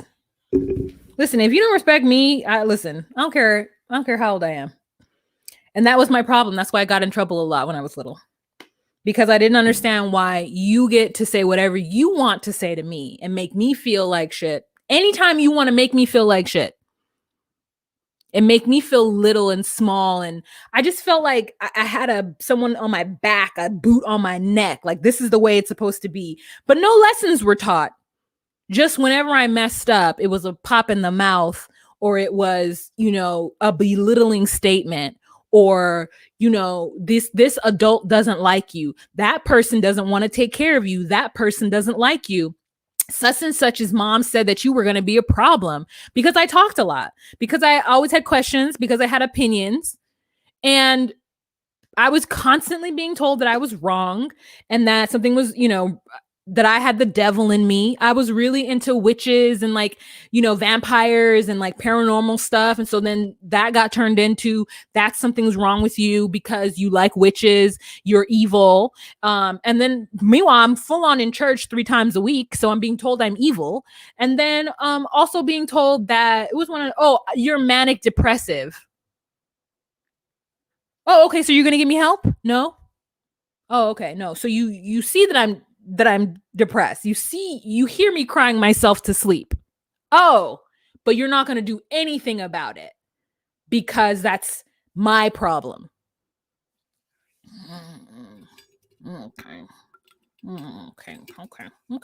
So to me, there needs to be a whole reshaping of the way we think about ourselves, the way we think about the people who raised us, the way we think about those that we allow around us a lot. I know I wish I went on a whole tangent, so you know a little bit more about me. Thank you so much.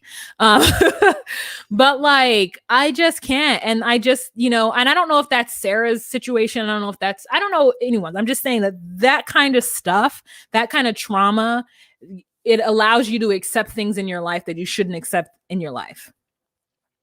That's it. I was told that I read too much. Ella tried to silence me when I was asked about the questions. Girl,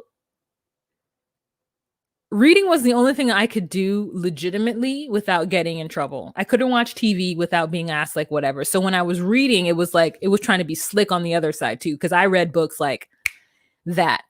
And so you tell me to turn off the TV and read a book. Okay. 3 days later, I'm still, you know what I'm saying? 30 hours later, I'm still on my face in that book reading it because I like escapism. I love to fantasize. I love all that stuff. So you don't have to tell me twice. Take off the TV and read a book. I sure will. Childhood trauma is no joke. I'm dealing with toxic family members in their 60s who think they can say anything and no consequences come to it. Oh, girl, I'll be fighting with all the aunties. Oh, you know what I'm saying? Not every single one of them, but anyone who wants to come at me like I don't know my own life. And especially, and I think it's because I don't have kids. They don't realize how old I am. This weekend, I was out with people and people were like, how old are you? And I was like, 40. They were like, oh. And I was like, yeah. I mean, I'm not 40, but I'm almost there. You know what I'm saying? I'm 38. I'll be 39 this year. So I'm just like, yeah. So watch what you say to me, because she gonna pop off. You thought I popped off when I was little? That's when I didn't know anything. All right, you guys. So basically, that's the end of this thing. This recap. I forget I'm on Facebook, and I have a lot of family members on Facebook, so gonna get in trouble. Thank you so much, Justine. Thank you.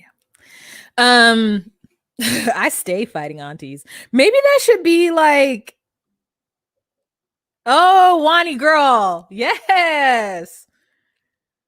Oh, we stay fighting the aunties, don't we? The aunties be coming at us left and right, talking about your weight, talking about why you don't have kids, why you're not married, or, woo. Whoa, the aunties will come after you. So I mean, when I say aunties, I don't just mean like my parents' siblings. I mean any of them, because in my culture, if you are over the age of like 60, you're a grandma, and if you're over the age of 30, you're an auntie. So that's what I mean. Yeah, girl, the aunties be out here. Woo.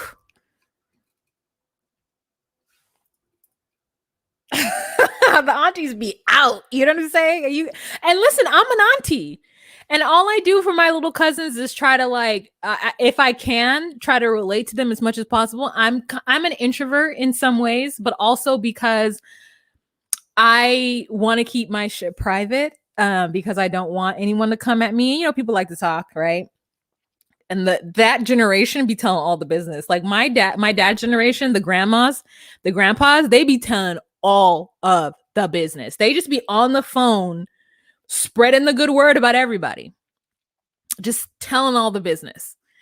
And like, you just be like, oh, okay, yeah, okay, great. And then they try to come at you with something that you didn't even tell them, that someone else told them. And you're like, oh, so you're coming at me with secondhand drama, trying to like check me? Oh no.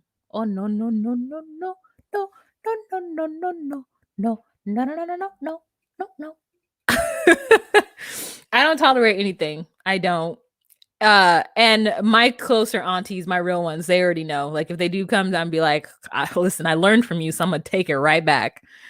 Woo! I'm gonna come back, and then everyone's gonna be mad at me. You can be mad. That's fine. Okay. That's it, guys. We're not talking about Love After Lockup anymore. So if you want to leave, you're more than welcome to go. You're more than welcome to go. I can't believe I've done an hour and 32 minutes. I now need to try to watch 90 Day Fiance and film a 90 Day Fiance video. But yeah, I want to thank you guys so much for joining me. Thank you for the cousin Wani for coming in. Listen, I love hearing other people's gossip and cheese, man. I love hearing things about other people, but am I going to spread it? No, just know that the buck stops here. And if I do spread it, do you think it's going to come back to you? It's not. I'm just going to be like, well, someone had told me that. And I only have 1 or 2 cousins that I talk to. So those 1 or 2, they're going to get it from me. And then I'm going to ask them what they know, and they're going to come back to me and tell me. And then that's it. You know what I'm saying? I don't listen, I don't have a list of 10 people that I get on the phone with and tell everybody business. That's that older generation. That's that boomer generation. That boomer generation be on the landline, okay? The landline. Telling everybody business. And I can't do it. I cannot do it. I'll send a quick text in a group chat. I'll send a WhatsApp to see if you're okay. But otherwise, that is it. I don't want you in my business. And I already tell my business. So literally no one has to hear anything from anybody else, because you just follow me on social media. You will know my business. I tell all y'all, listen, you just got to follow my stuff. That's it. That's all you got to do. You don't got to hear it from somebody. You can hear it from me directly from the horse's mouth. All right. That's another conversation. If you guys really like these kind of conversations, not the Love After Lockup stuff, but this kind of conversation where we talk about just like issues, please let me know. Please DM me. Please send me messages. Don't DM me. Sometimes I ignore those. A lot of times I ignore those. Let me just be real. I ignore them a lot. So just send me a message and tell me that you want to talk about those things, and I will more than happy be able to talk to you about that kind of stuff. because I think it's important.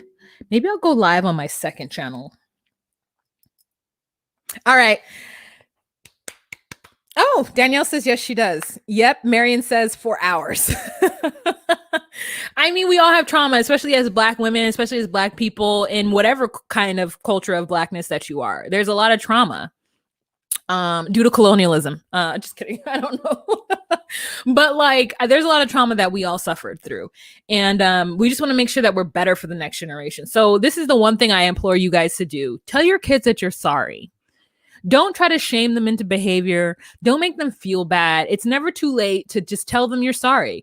Give them a hug and tell them you're sorry. They may be like, what? This is weird. They may not understand what you're doing. You could have had them under duress or had them and you thought your situation would turn out one way and it turned out another way and you didn't know. But don't ever be afraid to tell your children that you are sorry.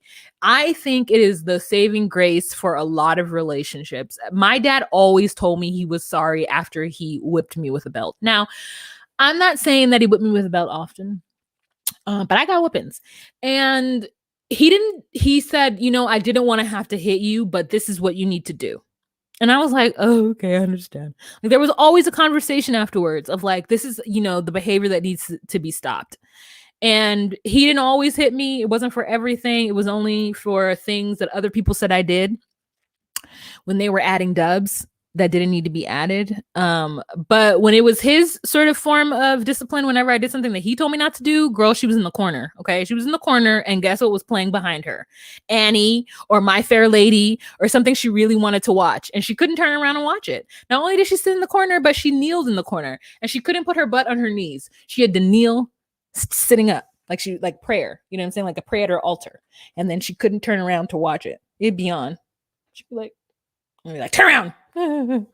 And so those kind of things got to me more than the whippings. Ooh, girl, Kirk Franklin. Ooh, Kirk Franklin. So many people are just like they are minding their own business. I don't even know what he said. Didn't he say he would punch him in the neck or something? Maybe he's gonna apologize afterwards. I don't know what happened. But like, yeah, I just really feel like, oh, Hot Cocoa Bang Bang. I put my son in the corner and play his favorite show too. Listen, I don't mess you up. Okay.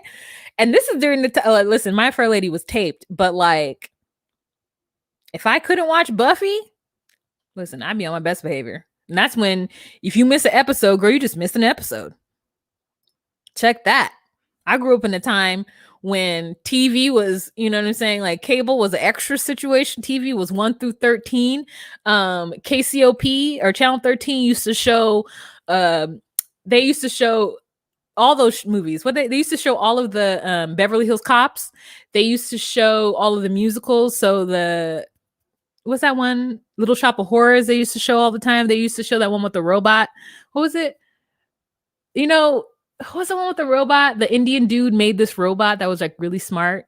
And like, he would like go down the streets. I can't remember the name of that. But like, oh my God, Miriam, I punish my kids with C-SPAN.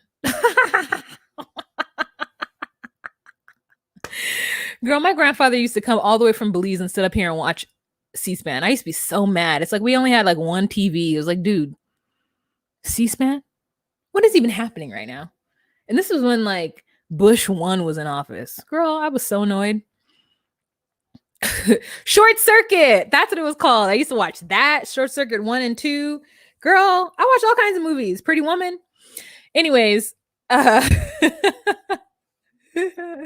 1 through 13, that's a luxury wall. In the UK, when I was growing up, there was only 3 channels.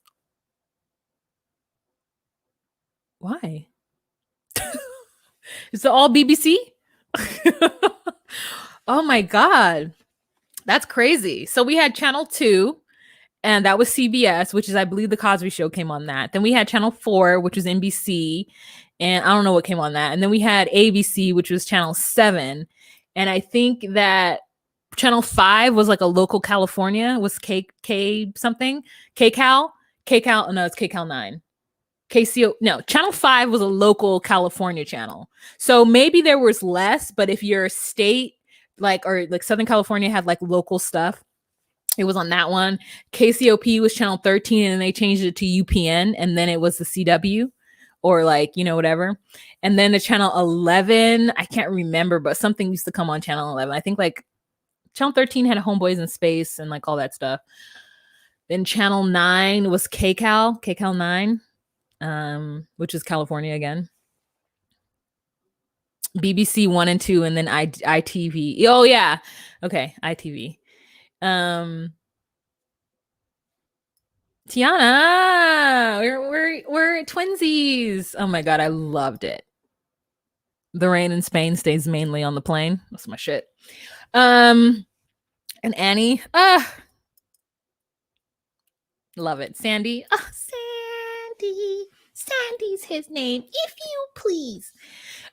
If you don't believe me, ask anyone of the fleas. Carol Burnett was that bitch.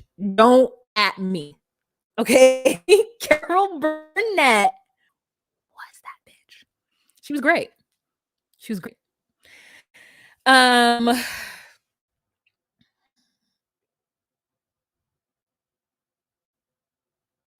What is this?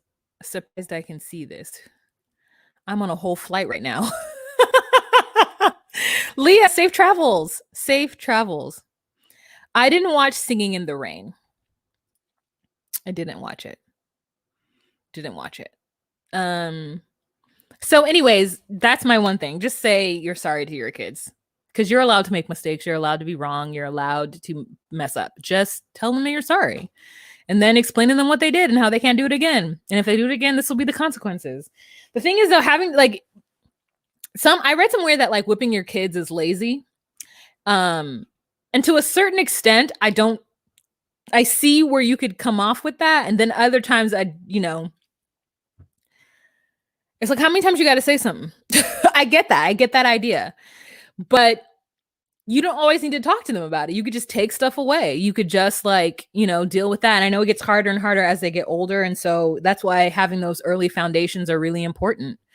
I think that if you set off those foundations really early, where you teach them to share, you teach them to be nice, you teach them to be polite, especially when they're talking, you teach them certain things. Like I get really frustrated when I'm out in public and people ask their kids what they want.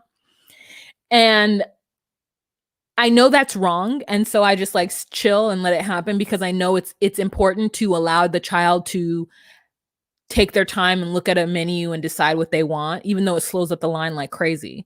But it allows them to have those critical thoughts, right? I never got asked what I wanted. It was like, I'm gonna order these things and you're gonna eat it, period.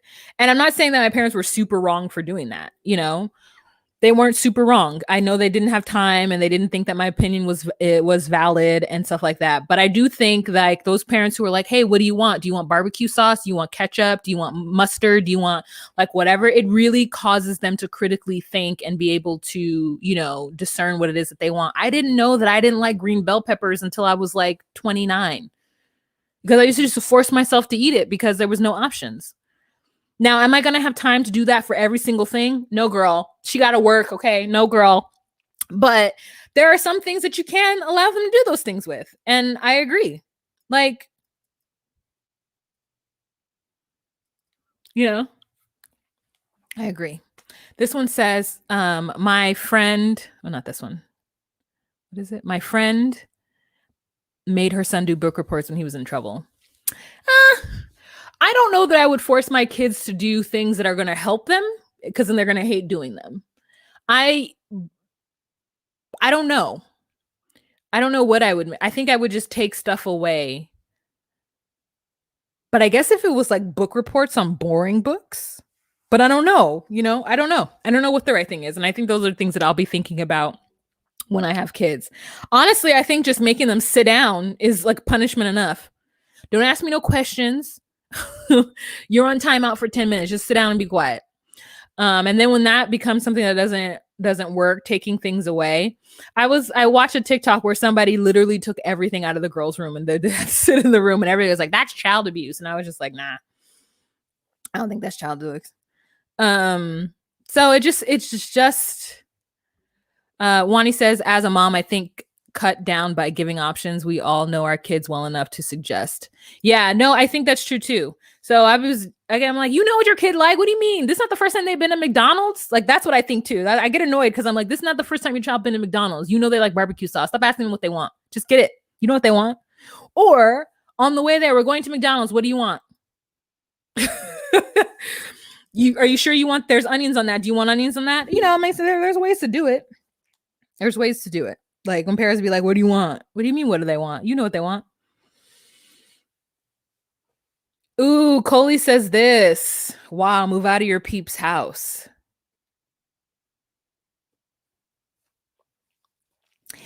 That is easier said than done because the assumption is that I live here because I need to live here. Is that what the assumption is? I think it's interesting. I'm not saying that Coley is saying this. I'm not saying that you're saying this the way I'm thinking it. I'm not saying that at all. I'm saying that it's so interesting because I do get those comments a lot, and I'm not from a negative perspective. I don't know what Coley's perspective is. Maybe you're just saying this because I'm saying these are the things that happened, and so I need to get away from the trauma. You're right. But I think at the end of the day, there are higher things that are going on in, folks' life that could be the reason why, culture reasons, right? There's culture reasons. Some cultures stay in the family home because it is expected. Some people stay because they can't afford it. They can't afford to leave. And if someone is causing you trauma, in my situation, I don't feel like someone is causing me trauma. I feel like I am triggered. And part of my job is to figure out how to not be triggered because it doesn't serve me. And how to move past the things that cause me to be triggered and come up with ways for me to manage it better. So,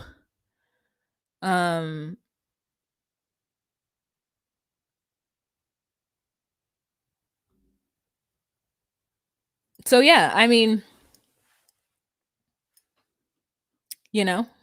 there's different reasons why people, I think it's such an interesting dichotomy. So when I hear that someone lives in their like family home, like my thought is always like, I wonder why. And not because, if I had, honestly, I'm gonna tell you this is the truth. If I had more of a love life, if I had more of a dating life, I would move, but there's no reason to.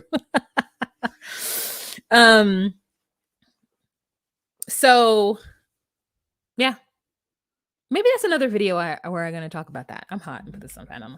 Like maybe that's another video where I need to talk about that because I think that multi-generational homes are beneficial. I think that especially in this time, depending on where you live, it's harder and harder to live. And what is the point of being stressed out? What is the point of having everybody be stressed out living in their own corners financially when they can all come together and thrive and make it better for the next generation, right?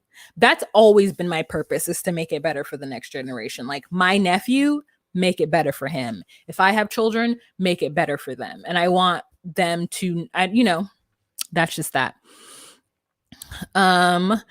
Quasi says, my son told me, or Mickey says, my son told me he was not afraid of making me mad, but could not handle the look on my face when he disappointed me. That was the same thing too. Like me and one of my very close friends had a conversation because at the age of like 18, our paths completely split. We grew up in the same neighborhood. She is first generation American. Her parents are from Mexico. She grew, so she grew up in a very Mexican household. I grew up in a very like non-traditional Black, household. I grew up in a more Garifuna household. We had rice and beans every day, girl. There was another language spoken in my house. There was different kinds of music spoken in my house. Listened to in my house. There was very pro-Black in my house. So that was a lot of different from a lot of the Black kids that I knew. So anyways, she and I had pretty much the same experience. And then when she was 18, she got like a very serious job. And I was like, I'm going to college. And she was just like, That's not my ministry. And I was like, oh, okay. And then she had her kid at 19 and she was like, why aren't you having kids? And I was like, that's not my ministry. And so like, our lives changed. Now we're almost 40 and she's got like an 18-year-old or whatever and like a 16-year-old, probably older than that. I don't know math. No, she's got a 20-year-old girl. What? She got a 20-year-old and an 18-year-old. Okay. And I have a nothing-year-old. Right. And so we often talk about like how our paths changed. And she said that she felt that unlike her father, she could tell that me and my father had a really strong relationship and that I cared about what he thought. And she's like, I didn't care about what my dad thought. Like it was never even a thought in my mind to be worried about what my parents thought about me, because I always felt like I was on my own. Like I felt like when I was 16 or 13 when I first got a job, that my parents were like, go out and get a job, and my parents weren't like that. I mean, well, my dad wasn't like that. My dad didn't even want me to have a job in college. And I was like, I'm sorry, sir. I don't know if you think you have more money than you do, but you don't have enough. And so I snuck and got a job my freshman year on campus so that he wouldn't know. And then I stopped asking him for money. And then when he found out I had a job, he was like, well, I don't want you to work and don't get the job and blah, blah, blah, blah, and tried to come at me. And I was like, pause. You are okay with me not asking you for money, right? You've noticed that I don't hit you up on paydays anymore to ask you for my allowance because you can't afford me, son. And he was just like, yes, just don't let it get in your way. And I was like, okay, I won't let it get in the way. And so she, though, didn't have that experience. Her parents were very much like, go out and get a job. Your life is your life now. I've done my job. And so even when she had her kids, I mean, they supported her. They helped her with the kids, but they were very much like, you lay down and have these kids, so you take care of these kids. And so for her, she says that she didn't feel supported the way like maybe her siblings were supported when they had their kids. And she was always kind of like the troubled child and whatnot. And I often think about that when she says that she did not care what they thought. And I was like, that's not my experience. My experience is that I did care. I didn't want to disappoint because I didn't want to I would have shamed myself and I didn't want to have to live with the shame of that. And that I think is a detriment because I didn't start my family earlier. I didn't because I knew mentally, honestly, I shouldn't have. But like, if I didn't care what they thought, I might have. Who knows? So you just never really know where you're going to be, honestly, in your life. I'm surprised that there's still 261 people in this room, girl. I thought as soon as I said this episode was over, you guys would be outy clam chowdy. But hello.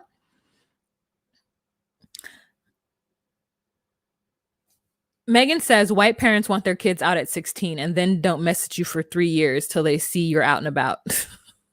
Oh, I don't know that. I think that isn't that more so an American thing? I try not to think about it as race. I think not to say that you're wrong, Megan. I'm just saying that like I try to think like, is it about culture? Is it about culture and about where you are specifically in the world? Like certain cultures within the United States are very different, right? Maybe Southern culture is different than Western culture or, Midwestern culture. Like you never know. And so thank you, Adriana.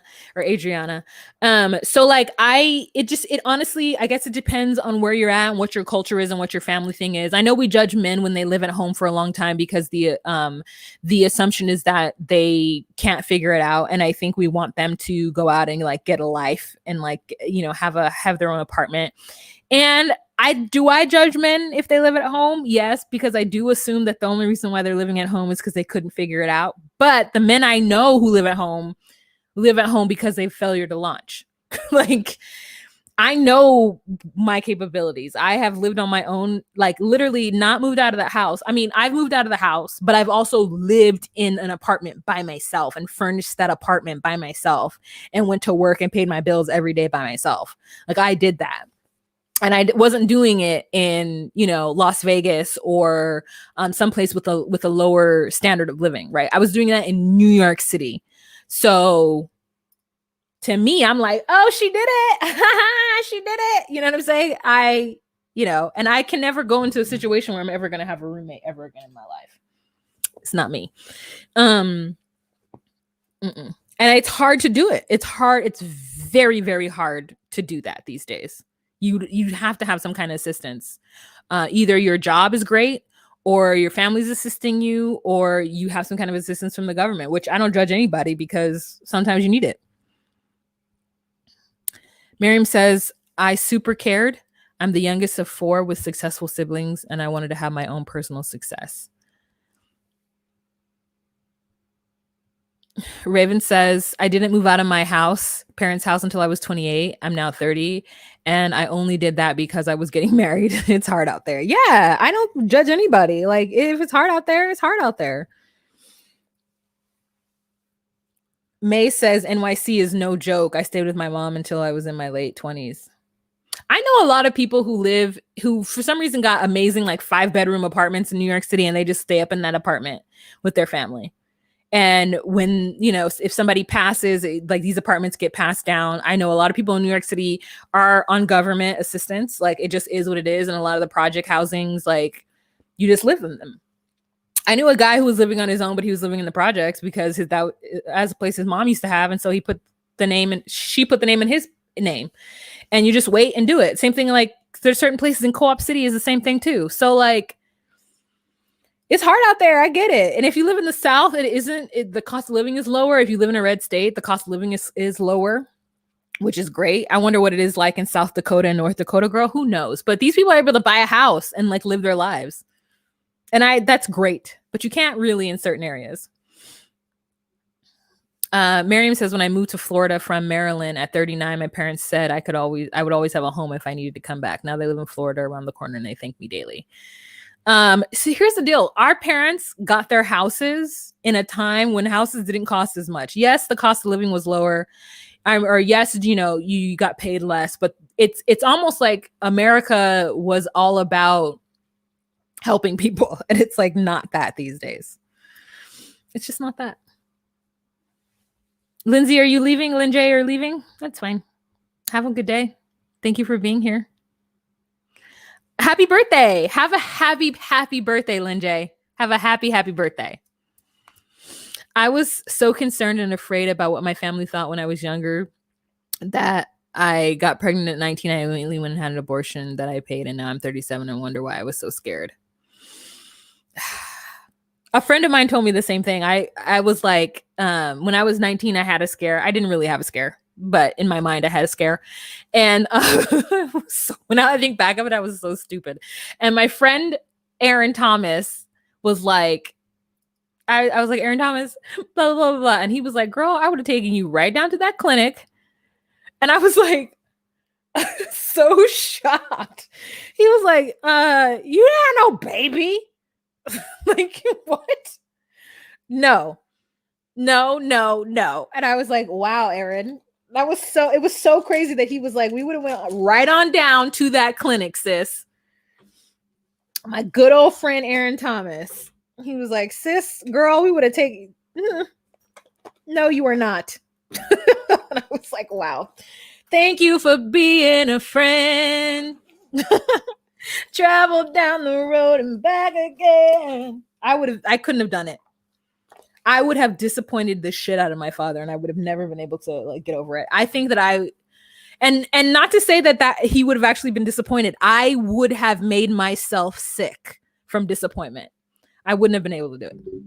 Your heart is true. You're a pal and a confidant. Doom doom. And if you threw a party, invited everyone you knew, you would see the biggest gift would be from me, and the card attached would say, thank you for being a friend. Every time is difficult to get a home. In 1987 or so, the rates were 18%. I don't know what that means because I've never tried to buy a house before. I definitely think so.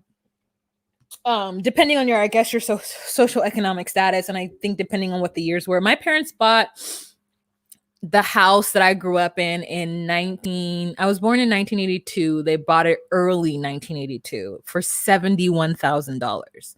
And my parents had been married since 1976.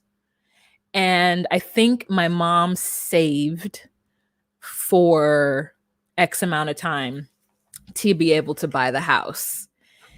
And by the time they sold it in whatever year they sold it, it was at 3,000. No, it was 350,000. I don't even think they had paid that house off. I think they had like taken out seconds and whatnot. But I'm like, 71? Jesus. In 1982? But my mom had also had a pretty decent job. She'd worked for the post office and she was working in corporate banking. So she was able to do so. So I guess it just depends on what field your parents are working in. My dad was like a machinist. He like worked in warehouses and he was like blue collar, like very blue collar. He was like did welding and stuff. And then I think her apartment on 75th is I think she told me it was something stupid a month, like $450 or something. Some dumb amount that was so cheap. So she was just able to save and do all those things. She grew up in a house, so she wanted to raise her kids in a house. My dad grew up in another country, so he's like, I already made it to the States, so he wasn't very ambitious, but I think she wanted to buy a house. And I believe that my grandfather got his house from the GI Bill. So every generation, there's, something that allows you to buy the house that you want to be able to buy. And I think the first time homeowners is the thing that happens here. Oh my God. Wait a minute. Let's just jump back to Love After Lockup for a second. I heard that Destiny has 5 kids that she doesn't have custody of.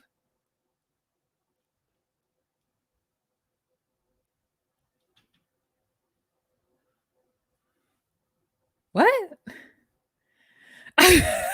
My mind is literally blown.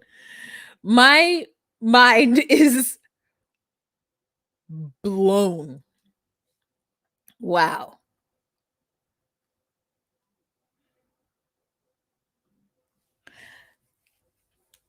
$1987 is like having a credit card you put your mortgage on. Oh, okay.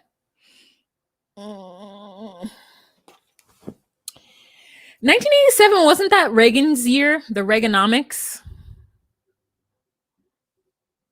Wow. Wowzers. 5 kids?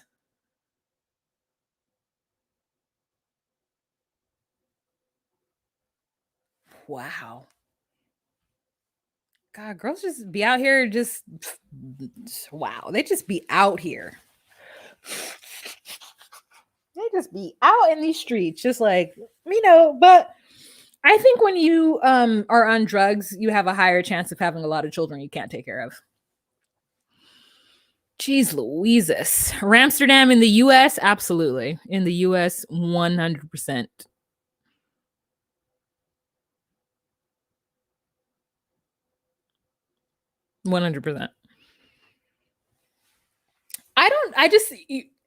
It's so interesting because I feel like people in places that are older, like as a country, they've come around and you have to understand the US is a teenager. The US, not even a teenager. The US is a preteen compared to a lot of these like nations in other, like in Europe. We are preteens, okay? So like it's a different way of going about things. Thank you so much, Megan, for the super chat. Thank you. I appreciate it. There's 2 Megans in here. There is Megan spelled like that, Battle Ramirez, and then there's the other Megan. So many ways to spell Megan. There's 3. I've seen 3 different ways to spell Megan. I don't want to yawn on you guys. Are we done? I think we're over it. I think we're done, right? All right, I'll try to have. Wow, this mic looks superimposed. It looks like it's fake. All right, you guys. So I'm gonna endeavor to have more of these kind of talky ones. You should follow me on my other channel, Wahima Lino, on YouTube, because I'll probably do these kind of lives on that channel, not on this channel so much, because this is all about reviews and whatnot.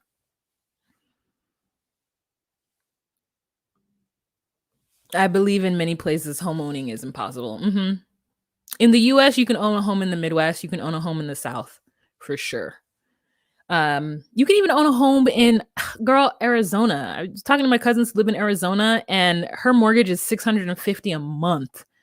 She bought her house for like $150.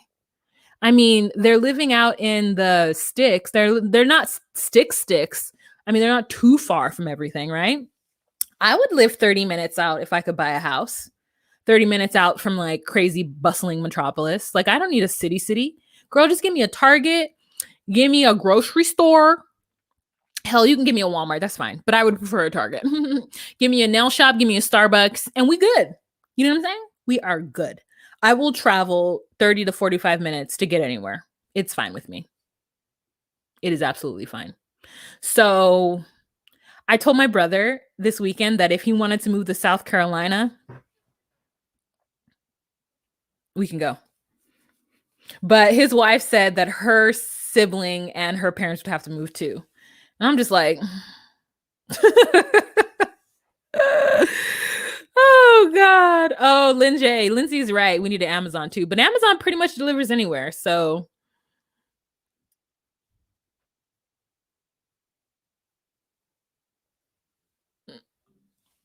yeah. Why are you Ugandan? No.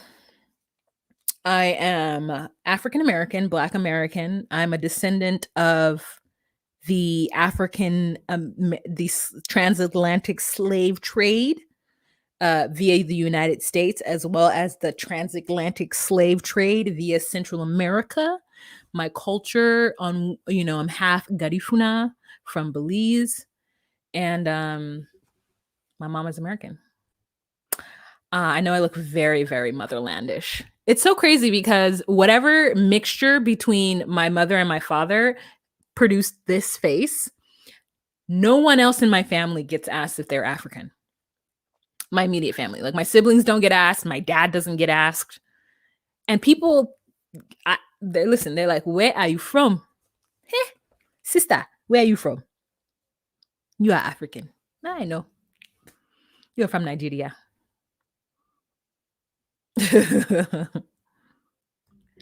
Well, I'm going to need to rap with you in the DMs because I'm starting a channel and I want some tips. Oh yeah, girl, don't worry. Just DM me or whatever, email me. And then we can talk. Oh, girl, you're fine. Thank you for answering that. Thank you for answering that. Your brother doesn't want to be outnumbered. By who? In South Carolina? What I'm saying is just like me and my brother are like, we're always plotting. He's always plotting because he plots by himself. So we're always trying to like figure out how we can make this shmoney. And since we're trying to get land that my dad has in Belize, my dad has no plans on going back to Belize. And so he's trying to get it put in our name. However, my dad was not born in Belize. He was born in Guatemala. And so it's really hard for him to give us his land. And so my grandfather was born in Belize. And the only way that I can get my Belizean citizenship is if I go to Belmopan and say, hey, this man is my grandfather. He was born here. Can I get my citizenship, please? Now, if my father was actually born in Belize and he had his birth certificate or his passport ready to go, then I could get my Belizean citizenship just like here without, we're just having to call the embassy and do it. I called them and they were like, yeah, girl, no. So I'm just like, do I get my Guatemalan citizenship? But like, I don't want Guatemalan citizenship because I go to Guatemala. But like, getting to Guatemala for me is hard. The part of Guatemala that I go to is hard. It's like, plane, train, and automobiles. So having land in Belize, because Belize is kind of hot right now, would be great. And to like set up some kind of Airbnb so we could have income that way, because I have who are doing the same thing. So being someplace where the cost of living is cheaper so that we can take money and put it into investments like that for the next generation is really important for us. So we're always scheming on ways to try to do that. And so part of my schemes is, you know, creating a brand for myself and creating YouTube so that I can pay for the next generation, so that the next generation can live easy breezy, beautiful cover girl. And I can teach them about money. I can teach them about finances, and I can tell them, like, listen, you're really privileged and this is what you have and this is what other people don't have. And this is how we manage money and this is how we do stuff. So that is the plan. That is the plan. So yeah, definitely. All right, guys, for real, I'm leaving for real. I'm leaving for real, for real. For real, for real, for real, for real, for real, for real. All right, you guys, I want you to have a fantastic day and remember to be you, be true, and find your place. And thank you guys so much for watching. I appreciate it on this Monday. Girl, we've been on for such a long time. I got to watch 90 Day Fiancé now and film a video. But yeah, that's it, you guys. Have a fantastic day. Bye. Thank you, family. Thank you, Wani. Thank you for those on Facebook joining. Thank you for those on YouTube who joined. Thank you to my moderators, Tiana. Thank you for Lindsay. Thank you to Mickey. Thank you to Ramsterdam. Thank you guys for showing so much support. Hot Cocoa Bang Bang. I'm glad that you got to see something. You can go back and watch the other. I actually did my makeup. So if you want to see how I do my makeup, that's that. And yeah. I go back to work tomorrow, so hopefully I'll see you guys on Thursday for the Married at First Sight review. I go back to work tomorrow. My coworker is so happy though. She's like, yes, you get to suffer with me. All right, bye guys.